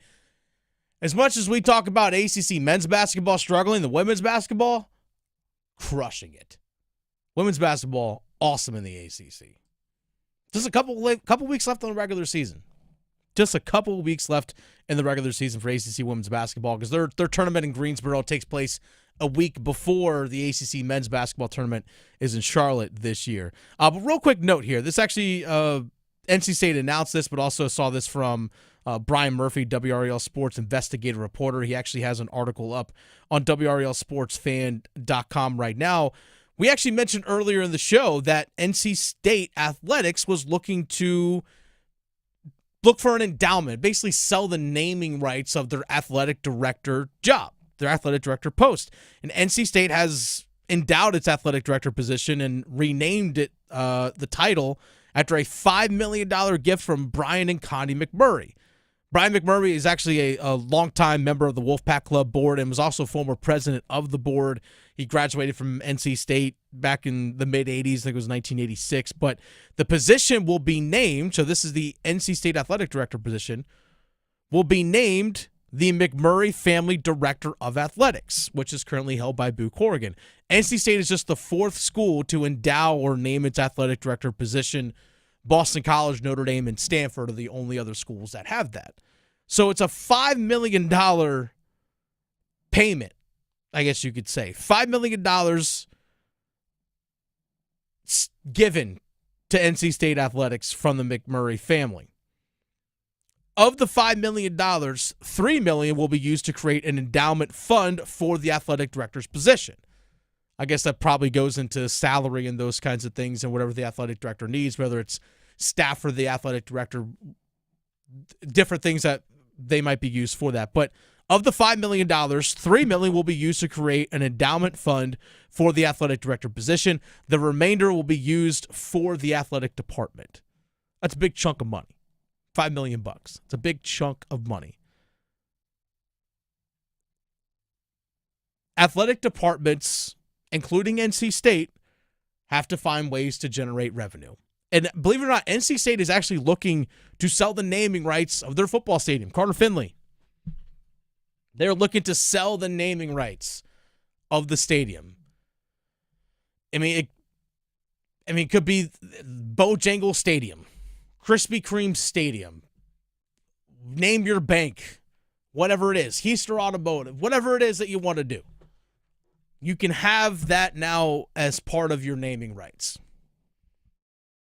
But that's obviously something that they're trying to seek because, Graham, these athletic departments need to try and raise money in any way, shape, or form, especially when you're an ACC school, knowing that schools in the Big Ten and the SEC, just based off their TV revenue, are just generating more money than you simply off the TV deals alone. Just got to find a way to stick with the sign of the times.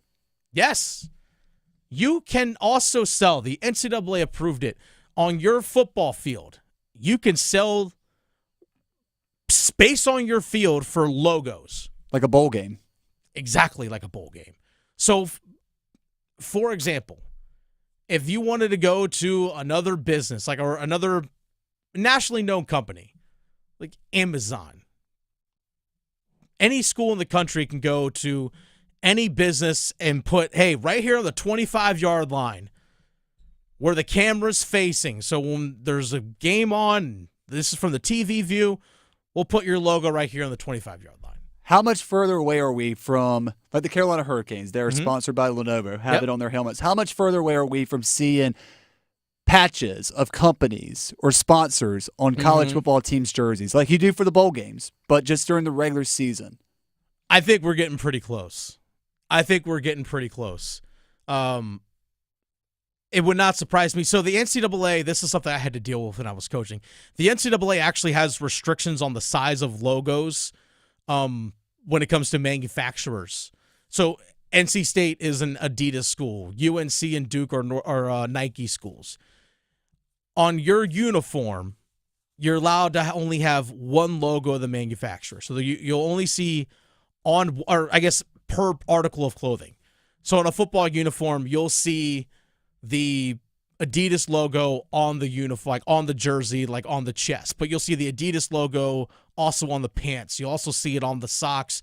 You might see it on the shoes. But there's a restriction on how big that logo can be. So it's not just like a massive Nike logo or a massive Adidas logo like you see in soccer, something along those lines. So there is even restrictions on that. The only exception is generally is shoes and cleats.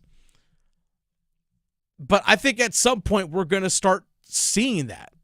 I think it was the University of Colorado or Colorado State was trying to put QR codes on the helmets of the players. Colorado. Yeah, there was Colorado trying to put QR codes on the helmets for players.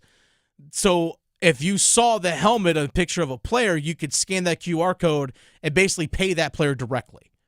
Which is just crazy to say out loud. But the NCAA said, no, you can't do that. You can't put the QR code on the helmet. But like, hey, I respect the try. The ACC and the basketball is trying to regain its footing. And what's going to help do that? Money, especially when you have revenue sharing. Because guess what? Being just a name brand isn't good enough anymore. We're starting to see that. Carolina, UNC has acknowledged that. Hey, being just Carolina basketball and having the name brand of Carolina isn't good enough anymore. We have to operate differently. You have to operate like you are pro sports. Because guess what? You've been pro sports, even though you haven't really fully acknowledged it. You are. It's the reason why you have the rosters, the staff that you do. I mean, look at Duke basketball, for example. If you look at Duke basketball, just looking at the overall staff that they have from the coaches, but you go down into their support staff and even further, it's crazy. It's absolutely crazy. They have from general manager to nutritionists, multiple strength and conditioning coaches. There are literally, you could say, honestly, for between athletic trainers and everything that goes into just Duke basketball, you have 5 guys on the floor. There's probably 4 people on staff for every 1 player that's on the floor playing. Again, 5 guys on the floor. There's probably more. There's probably overall on their roster, there were 13 scholarship players. For every scholarship player, there's probably at minimum 2 staff members. It's like the staff doubles the amount of players for basketball. And again, you're only playing 5 at a time. You need to figure out as many ways as you can to generate money and generate revenue that you can keep in-house, not just be reliant on TV contracts. So yeah, NC State basketball or just NC State athletics selling the naming rights to your athletic director job, you just got $5 million. $3 million of it's going to be an endowment. $2 million goes to the rest of athletics. Wonder what Butte Corrigan's going to use that $2 million for. Curious, Graham, what that $2 million is going to do. College sports has changed. It has. People might not like it. People say, hey, you know what? I still get to go watch my favorite school play. It's definitely evolved and changed for sure. Speaking of college basketball, in 4.5 minutes, we will have NC State women's basketball right here on 99.9 The Fan. Make sure you subscribe to our YouTube channel. Leave your thoughts in the comments. We love the interactions today. Thanks for all the callers that we had today. Big thanks to Graham for producing the show today. We'll be back at 3 o'clock tomorrow. Until next time, we bid you adieu. Goodbye and good night. Tim Donnelly here for Miller Lending. And yes, it's official.